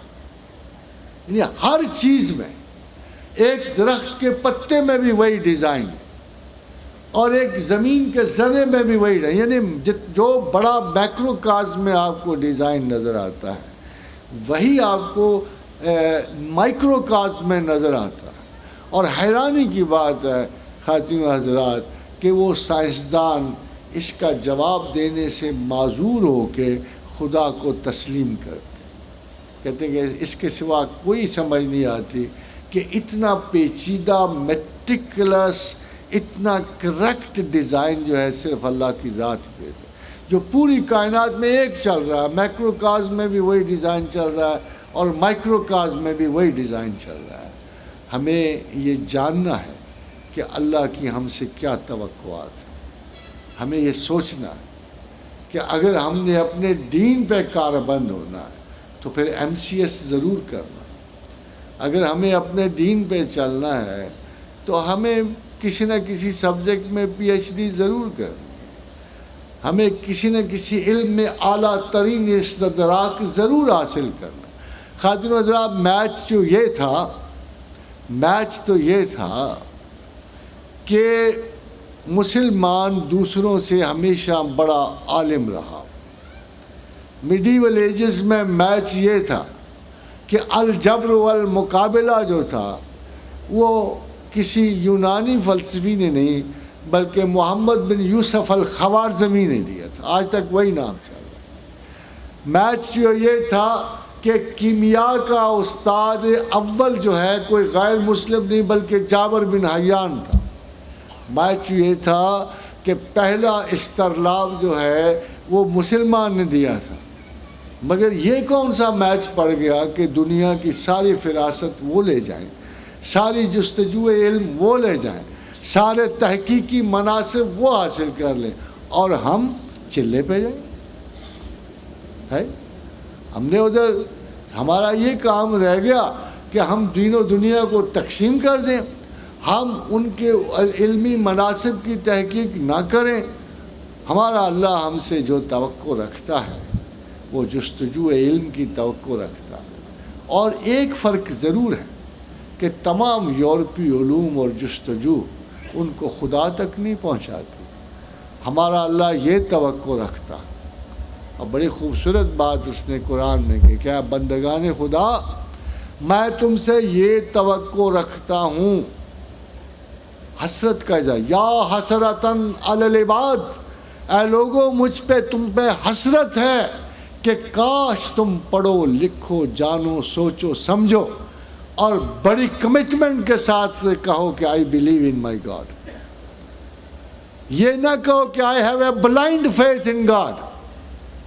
سوچو سمجھو غور کرو اور مکمل قائلیت کے ساتھ یہ دعویٰ کرو کہ کون ہے جو حریف خداوند ہے.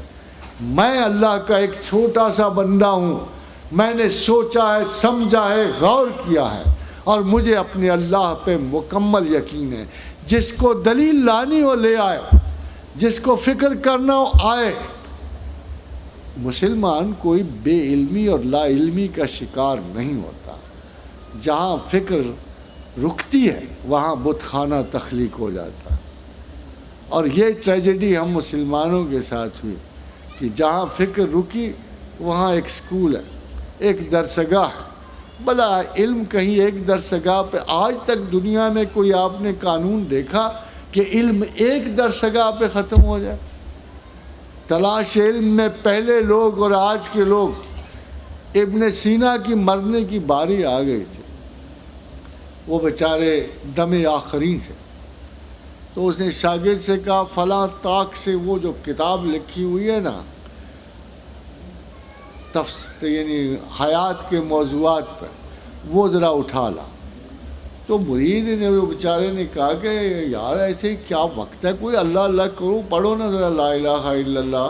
مرنے کا وقت ہے, جان کنی کا عالم ہے, عذاب میں آئے ہوئے ہو, تو یہ پڑھو نا بجائے اس کے کہ تم کتاب منگوا رہے ہو. تو اس نے کہا بے وقوف, تم نے سنا نہیں کہ تلاش علم میں چلتا ہوا بندہ شہید ہے. اور میں خدا کے حضور اس طرح جاننا چاہتا ہوں کہ میرے آخری سانس میں بھی علم کی تلاش کر رہا ہوں. یہ تو مسلمانوں کے رویے تھے. مذہب کیوں مسئلہ نہ ہو جب آپ نے علم کے مقاصد بدل دیے. ایک بات بالکل واضح, اگر غیر کی تحصیل علم دنیاوی مقاصد کے حصول کے لیے ہے تو مسلمان کی تمام تحصیل علم عرفان ذات اور خدا کے لیے, اور اسی کے لیے مسلمان تعلیم کا حصول کرتا ہے. وما علینا الا البلاغ. تھینک یو سو مچ.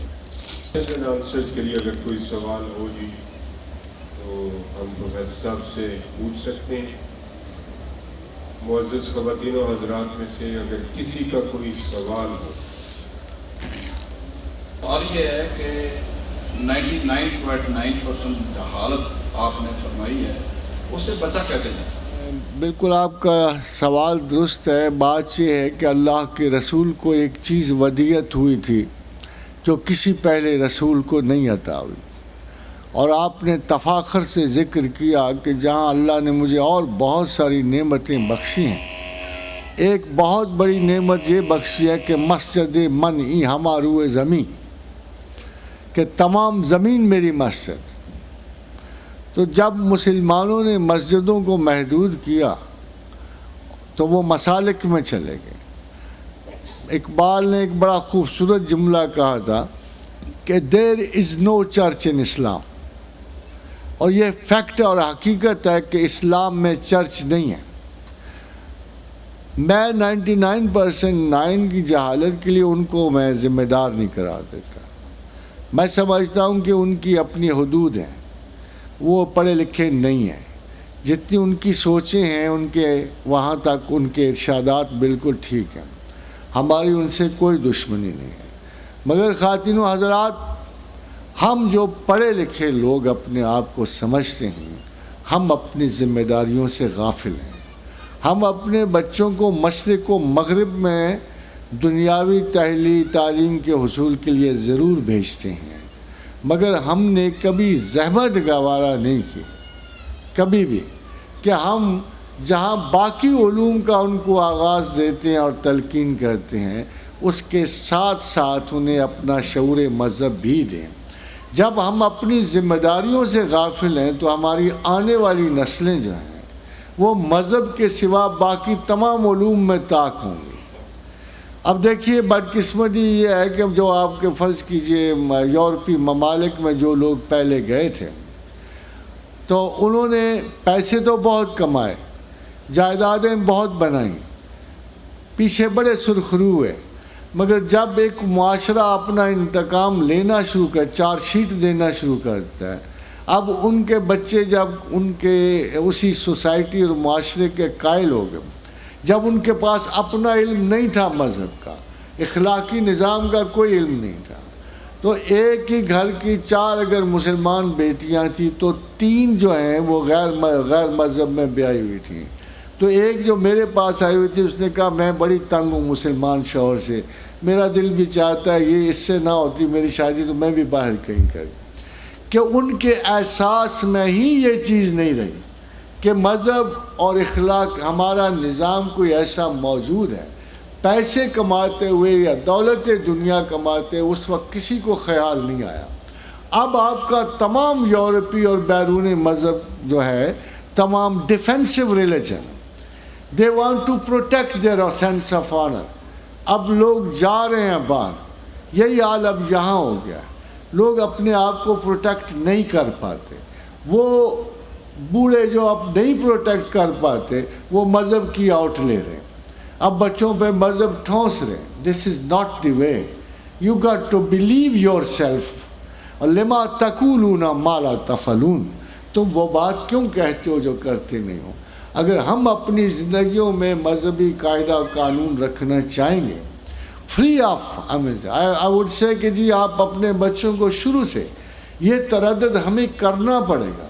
ہمیں ان کو سکھانے سے پہلے سیکھنا پڑے گا. وی مسٹ انڈرسٹینڈ دس کہ یہ مولوی کا کام نہیں ہے، یہ ہر اس پڑھے لکھے بندے کا کام ہے جو خود بھی دینی تعلیم سے اسے بہرور ہونا چاہیے اور اگلے اپنی اولاد تک بھی شوق پہنچانا چاہیے. It's not their mistake, it's our mistake. ہم نے پرائیورٹیز چینج کر دی. ہم تکبرات دنیا کے لیے جد و جہد کر رہے ہیں. ہم اپنے معاملات و مال و دولت کے لیے کوشش کریں. We are not serious about our religion, our God, our Prophet. We are not serious. بہتر ہے کہ ہم ترک مذہب کریں بجائے اس کے کہ ہم اپنے آپ کو بھی رسوا کریں اور اپنے مذہب کو بھی رسوا کریں. میرا تو یہی کہنا ہے کہ if somebody is really interested اور جو اپنے بچوں اور مستقبل جو انہیں جہنم کی آگ سے بچانا چاہتے ہیں تو ایک نیچرل اسپرٹ آف ریلیجن کو خود مطالعہ کریں. کس کو دشواری ہے قرآن کے سمجھنے کی؟ کون حدیث نہیں پڑھ سکتا؟ پڑھ سکتے ہیں. ایک کتاب ہی تو ہے، 2 کتابیں جو زندگی میں آپ کو پڑھنی ہے. پھر آپ کو خود ہی پتہ چل جائے گا کہ جو وہ شخص جس کو آپ نے ٹھیکہ دیا وہ ٹھیک کام آج تک کسی ٹھیکیدار نے کام ٹھیک کیا. فرام ملتان. میرا سوال یہ ہے کہ حضرت سلمان علیہ السلام کے دور میں ملکہ سبا کا پلک جھپکنے سے پہلے ایک شخص اپنے علم کے دور اللہ تعالیٰ نے جو اسے علم دیا تھا پلک جھپکنے سے پہلے لے کے آیا تھا، ویسا علم کسی بھی تفسیر قرآن دینے والے عالم نے آج تک مسلمانوں کو نہیں آگے پہنچوایا. تو وہ کیا علم ہے؟ وہ بڑا سادہ سا علم تھا کہ آپ مگر سوال یہ ہے کہ اس کے حصول اور اس کے نتائج تک پہنچنے کے لیے کتنی محنت کرنی پڑتی ہے. فار ایگزامپل آپ دیکھیں گے کہ پینسلین تک پہنچنے کے لیے ڈاکٹر فلیمنگ کو 12 سال لگے یا 22 سال لگے نیوٹن کو اس قانون تک پہنچنے کے لیے جو گردش زمین کا تھا، یا یوں سمجھیے کہ آئنسٹائن کو کوئی 18-20 سال لگ گئے ہوں گے. تو ایک یہ تو نہیں ہو سکتا کہ خدا کے کسی قانون اور اصول تک پہنچتے ہوئے پلک جھپکنے میں آپ پہنچ جائیں. تو بیسیکلی وہ قانون بڑا سمپل تھا جس کے ذریعے حضرت سلیمان کے بارے میں آصف بن برخیہ ان کا نام تھا. تو وہاں ایک واضح اشارہ ہے کہ وہ حضرت جن کو کتاب کا علم دیا گیا تھا. کتاب قرآن ہے اور قرآن ہی میں سے کچھ ایسا علم ان کو دیا گیا تھا جس سے وہ تسخیر کے مالک ہو گئے، اس پروسیس کے مالک ہو گئے. اب وہ اسباب کیا تھے وہ میں تھوڑی سی آپ کی خدمت میں پیش کر دوں کہ اللہ کے رسول نے فرمایا کہ اسم اعظم کو سورہ بقرہ اور طٰہٰ میں تلاش کرو. سورہ بقرہ اور طٰہٰ میں صرف 2 اسماء اعظم ہیں. ایک ہے اللہ لا الہ الا هو الحی القیوم اور دوسری جگہ الف لام میم اللہ لا الہ الا هو الحی القیوم، اور تیسری جگہ وَأَنَتِ الْوُجُوهُ لِحَيِّ الْقَیُّومِ، یہ 3 مرتبہ آیا ہے۔ اور ایک بہت بڑا اسم اعظم اور بھی موجود ہے، وَإِلَٰهُكُمْ إِلَٰهٌ وَاحِدٌ لَا إِلَٰهَ إِلَّا هُوَ الرَّحْمَٰنُ الرَّحِيمُ۔ یہ ان کے علاوہ سورہ بقرہ اور طٰہٰ کے اگر اسماء جمع کرو تو یہ 2 ہیں۔ آئیے ذرا ان دونوں اسماء کا ذرا مطالعہ کریں تو آپ کو پتہ لگ جائے گا کہ کس اسم میں کیا طاقت تھی۔ تو سب سے پہلے ہم دیکھیں اللہ لا الہ الا هو الحی القیوم لا تأخذہ سنۃ ولا نوم لہ ما فی السماوات وما فی الارض من ذا الذی یشفع عندہ الا بإذنہ یعلم ما بین ایدیہم وما خلفہم ولا یحیطون بشیء من علمہ الا بما شاء وسع کرسی السماوات والارض ولا یؤودہ حفظہما وہو العلی العظیم۔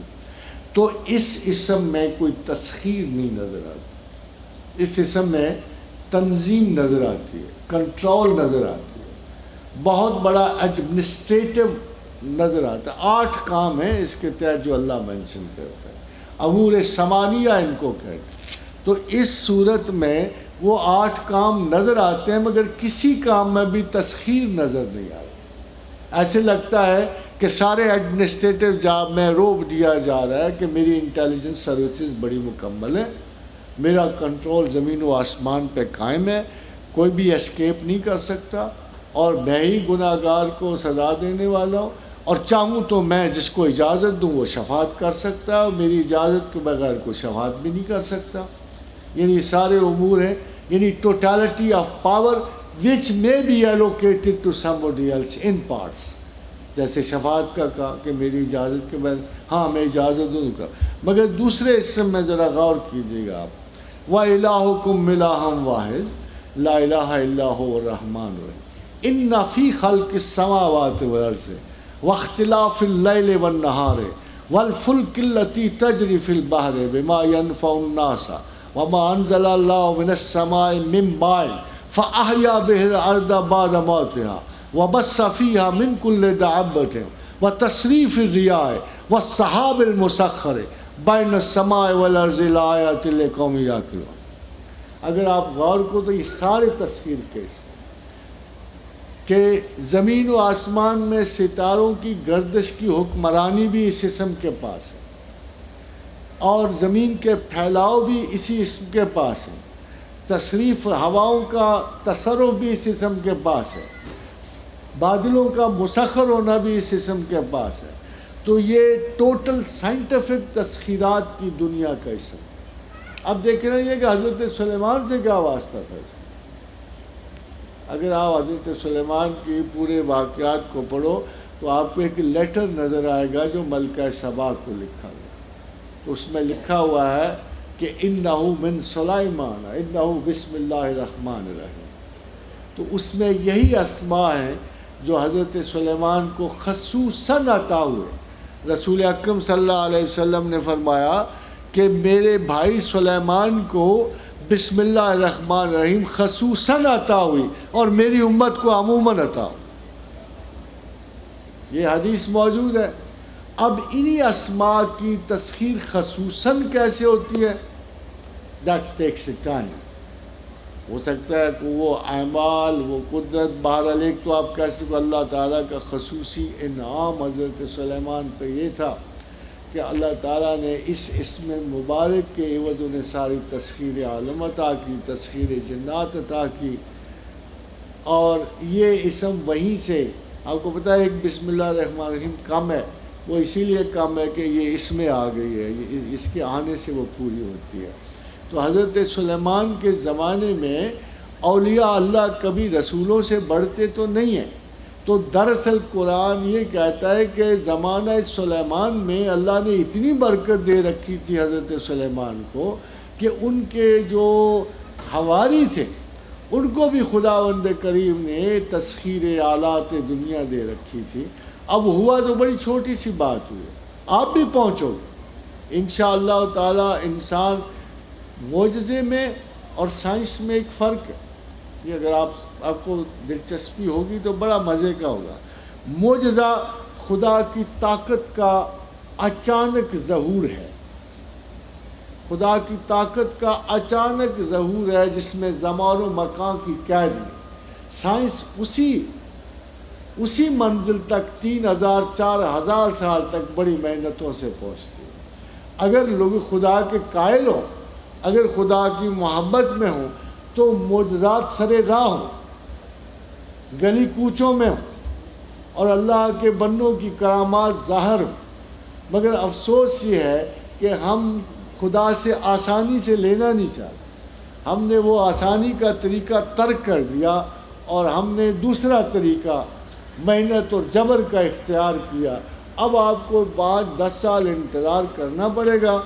یہ ایفیوژن اور ڈیفیوژن جو اس وقت ہوا کہ مادی تخت جو ہے وہ غیر مادی وجود میں ڈھل گیا اور لائٹ کی رفتار سے ٹریول کرتا ہوا 1 سیکنڈ کے 98,000 حصے میں وہ سلیمان کے دربار میں پہنچا۔ یہی کام آپ کرو گے ایفیوژن اور ڈیفیوژن سے۔ سنا ہے کہ ایک ہائیڈروجن ایٹم انہوں نے ابھی کر لیا ہے ڈیفیوز، اور اس کو اگلی منزل تک پہنچا دیا۔ امید ہے کہ اگلے 10 برسوں میں آپ ہو سکتا ہے الیکٹروکائنیسس کے قابل ہو۔ یہ پوچھنا چاہتے ہیں آپ سے کہ ہمارے لوگ جو ہیں وہ علماء سے بہت متاثر ہیں، آپ کچھ بھی کہیں، ہم خود پڑھتے ہیں، جو پڑھی لکھی عورتیں ہیں کچھ پڑھ لیتی ہیں، میں نے دیکھا ہے کہ بہت پڑھی لکھی عورتیں بھی ہیں علماء کے پیچھے، یا جو درس دینے والی خواتین ہیں جو جب وہ صحیح کہہ رہے ہیں غلط کہہ رہے ہیں ان سے بڑی متاثر ہیں۔ آپ اس کی اصلاح کے لیے کیا رائے پیش کریں گے، کیا پرپوزل ہے؟ آپ نے یہ جو لفظ استعمال کیے نا، تھوڑا سا اس پہ مجھے شبہ ہے نا کہ بہت پڑھی لکھی عورتیں۔ بات یہ ہے کہ ہمارے جابس کا یہ ہے کہ even if we are P H D اور ڈاکٹرز، تو ہم نے اتنے اعلیٰ ترین سبجیکٹس میں اسپیشلائز کیا ہوتا ہے کہ اگر اس سبجیکٹ میں ہم سے کوئی جھگڑ پڑے نا جی، تو ہم زمین و آسمان ایک کر دیتے ہیں۔ There is no question anybody can cow down you over there. مگر مذہب کا سوال آتا ہی ہم ان کے لیے اس لیے ان کے پیچھے چلے جاتے ہیں، ہم نے مذہب کو پڑھا نہیں ہوتا۔ اگر آپ نے اسی محنت کے ساتھ فرینکلی اگر کوئی ایک خاتون 20 سال کی جو اپنے ایم ایس سی سائیکالوجی کے لیے تھیسس لیتی یا وہ اپنے کسی سائنٹیفک سبجیکٹ کے لیے تھی، تو میرا خیال یہ ہے کہ جتنی تیاری وہ کرتی ہے وہ 100 علماء سے بھاری ہوتی ہے۔ اب اگر وہ اس پر اس کو کویشچن کر دیا جائے، اگر کسی ایک اعلیٰ ترین سبجیکٹ کی شائق طالب علم کو کویشچن اس کے سبجیکٹ پہ کر دیا جائے، وہ تو ایسے جواب دے گی کہ شاید بڑوں کے حواس باختہ ہو جائیں، مگر مذہب پر آ کے چپ کر کے گردن پہنتی، because she is not sure she has read about that. اگر ایک بھی کتاب حدیث مکمل پڑھی ہو اور قرآن حکیم، تو شاید یہ مغالطہ نہیں رہتا۔ مجھے یقین ہے کہ جب مرد اور عورتیں ماشاء اللہ تعالیٰ نئی نسل کی اس تجسس کے تحت اپنی تھوڑی بہت محنت کر کے گھریلو زندگی میں ایک معمول کے مطابق بھی اپنے مذہب کو پڑھیں گے، تو they will be far more better than what they learn outside. بہت سارے موسٹ آف دی کویسچن جو میرے پاس آئے ہیں، ان میں سے زیادہ تر ان سوالات کے جوابات دیے ہوئے۔ However, I don't discourage the question. حروف مقطعات میں سر یہ کچھ اور جاننا چاہتے ہیں، کہتے ہیں تھوڑی تشریح ہے۔ خواتین و حضرات، ابھی میں نے ایک سنگولر لیکچر دیا ہے، میں پھر بھی کہہ رہا ہوں کہ اللہ کے خوف کے باوجود میری کوشش تھی کہ میں نہ یہ اس جرأت کا اظہار کرتا، مگر جب میں نے 1500 سال کی اسلامی تاریخ پہ نظر ڈالی تو بدقسمتی نے کسی نے بھی اس موضوع پہ اظہار نہیں کیا تھا۔ اور وہی بات کہ اتنے بڑے دانشوران عصر کے ہوتے ہوئے یہ جو سبجیکٹ تھا بالکل تشنہ اظہار تھا، تو متشابہات کے موضوع پہ میں نے سب سے پہلے 1-2 گھنٹے کا لیکچر ڈیلیور کیا، اور اس میں ایک حصہ مقطعات بھی ہے۔ اور مقطعات کے بارے میں یہ آپ سے کہتا چلوں کہ ہمارے پاس بہت کم رائے موجود ہے، اور سوائے چاند ایک صاحب کے جس میں حضرت ابن عباس رضی اللہ تعالیٰ عنہ کا ارشاد ہے، اور آپ نے فرمایا کہ مقطعات اللہ کے ناموں میں سے ہیں، جیسے الف لام میم را، الف لام میم را، یہ الرحمن سے ہیں، اور اسی طرح تمام مقطعات جو ہیں یہ خدا کے ناموں میں سے قطع کیے گئے۔ جیسے سواد ہے تو وہ اللہ کے نام الصدق سے ہے، صادق سے ہے، جیسے کاف ہا یا عین سواد ہے۔ تو ہمارے پاس ایک روایت موجود ہے سیدہ فاطمہ بنت علی کرم اللہ وجہہ کی، کہ وہ فرمایا کہ انہوں نے فرمایا کہ جب ہم نے اپنے والد علی مرتضیٰ کو کئی مرتبہ دیکھا کہ وہ اس طرح دعا مانگتے کہ یا کاف ہا یا عین سواد اغفر لی، تو اس سے پتہ یہ لگتا ہے کہ جناب علی مرتضیٰ ان اسماء کو خدائی حروف کا مخفف جانتے تھے، اور اسی لیے بعد میں اولیاء کے جیسے اگر آپ نے غور کیا تو خواجہ ابوالحسن شاذلی رحمۃ اللہ علیہ جو ہیں ان اسماء سے مدد مانگتے نظر آتے ہیں، جو امام مغرب کہلاتے ہیں، اور ہمارے ہاں بھی بہت سارے صوفیاء جو ہیں ایکچولی ہم اسرار میں پڑ جاتے ہیں۔ جیسے کوئی شخص اگر ہمارے سامنے بیٹھا ہوا یہ کہہ رہا ہو کاف ہا یا سواد عین سواد انصرنا کا، تو ہم سمجھتے ہیں کہ یہ کوئی میجیکل سی اسٹیٹمنٹ دے رہا ہے، کوئی بڑی حیران کن سی، حالانکہ اس کا مطلب یہ ہوگا کہ اللہ کے مکمل ناموں کے اختصار کر کے ہم مدد مانگیں۔ یعنی اگر یوں کرو کہ آپ یا اللہ یا رحمان یا رحیم یا کریم یا صادق اغفر لے، کہ یہ بہت سارے نام لے کے ہم دعا کہ یا اللہ ہماری مدد فرما، اس کے برعکس ہم یہ کہتے ہیں یا کاف ہا یا عین سواد اغفر لے، کہ ہمیں اس کی مدد۔ باقی عرض یہ ہے کہ مقطعات کی کچھ معنی اور جو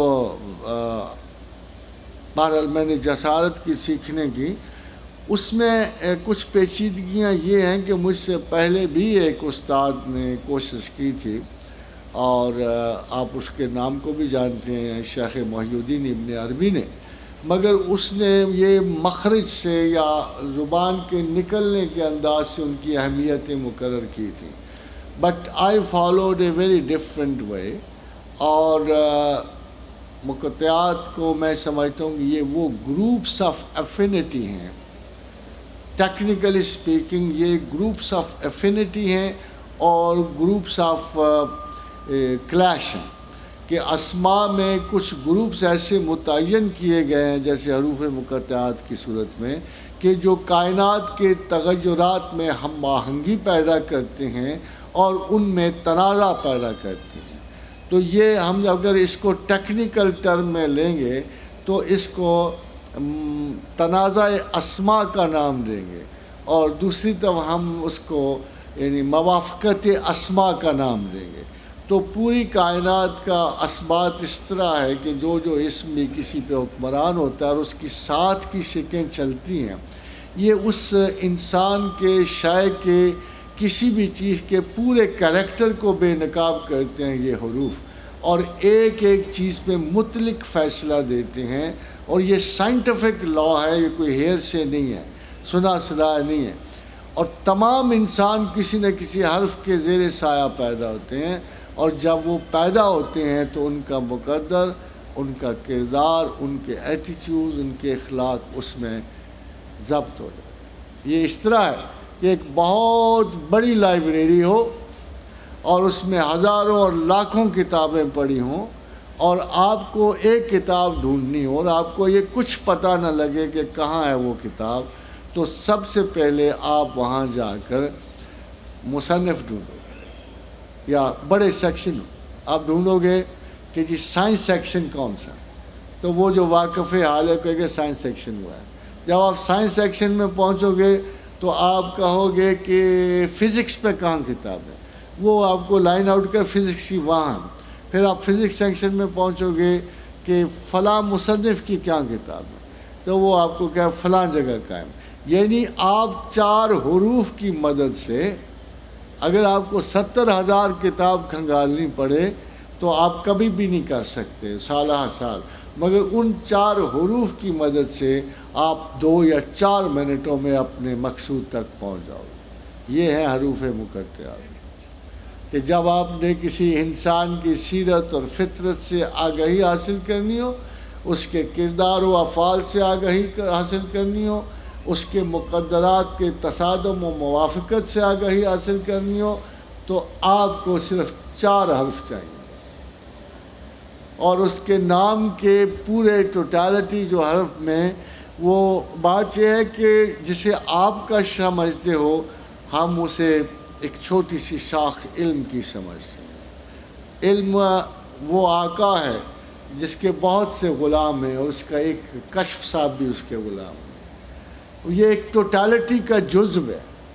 کوئی چیز تصوف میں یا کوئی چیز باہر ہو یا اندر ہو، ایک بڑے چیپٹر کے تحت ہو، اور یہ فراست کے علوم اللہ کے اب وہی نہیں رہے، وہ بھی علم تھے، مگر وہ ایک مخصوص ترین علم تھا جو اللہ کے رسول کو عطا ہوا۔ اس کے بعد ہمارے پاس فراست کے علوم رہ گئے جو اللہ کے رسول کی دعا ہے اور دین ہے۔ اور فراست کے علوم میں شناخت کے علوم ہے۔ فراست کا سب سے بڑا مطلب شناخت ہے۔ شناخت میں سب سے بڑی مدد جو ہے حروف مقطعات سے ملتی ہے۔ مگر ایک پاسبلٹی آپ کو یاد رکھنی چاہیے کہ یہ علم سرے سے کسی کتابی شکل میں موجود نہیں۔ چونکہ یہ موجود نہیں ہے، اس کی ایویلیویشن کوئی نہیں کر سکتا، اس کی ڈٹرمنیشن کوئی نہیں کر سکتا، اس کے دعوتاً اس کی ایکسپلینیشن کوئی نہیں کر سکتا۔ سو نیچرلی جو استاد بھی اس کی تحصیل میں جائے گا وہ صرف اور صرف اکیلے ہو۔ It is just an individual knowledge. اس کی ڈیمونسٹریشن میں آپ کو دے سکتا ہوں، مگر اتنے سینکڑوں لوگوں میں یہ علم تماشا نہیں بنایا جا سکتا۔ But if anybody who knows me, who comes to me, who meets me, he knows کہ مجھے لوگوں سے ان کے پوچھنے کی کوئی ضرورت نہیں۔ اللہ تعالیٰ نے جو اس علم کی شناخت کی مدد سے مجھے عطا کیا ہے، اس سے میں، اور یہ کام میں کوئی ان پہ نہ روپ ڈالنے کے لیے کرتا ہوں، نہ اپنا تشخص بلڈ کرنے کے لیے، چونکہ ان کے مسائل کے ادراک کے مطابق انہیں اسماء الہیہ دینے ہوتے ہیں، تو میرے لیے ضروری ہوتا ہے کہ میں انسان کی بنیادی باطنی اور خفیہ صلاحیتوں کو جانوں۔ اس لیے تو یہ زیادہ ایکسپلین اس لیے نہیں کیا جا سکتا کہ آپ کے پاس سوال کوئی نہیں۔ خادم حضرات بہت بہت شکریہ۔ Thank you for listening to me so patiently. I am obliged and انشاءاللہ تعالیٰ العزیز مستقبل قریب میں پھر ملاقات رہے۔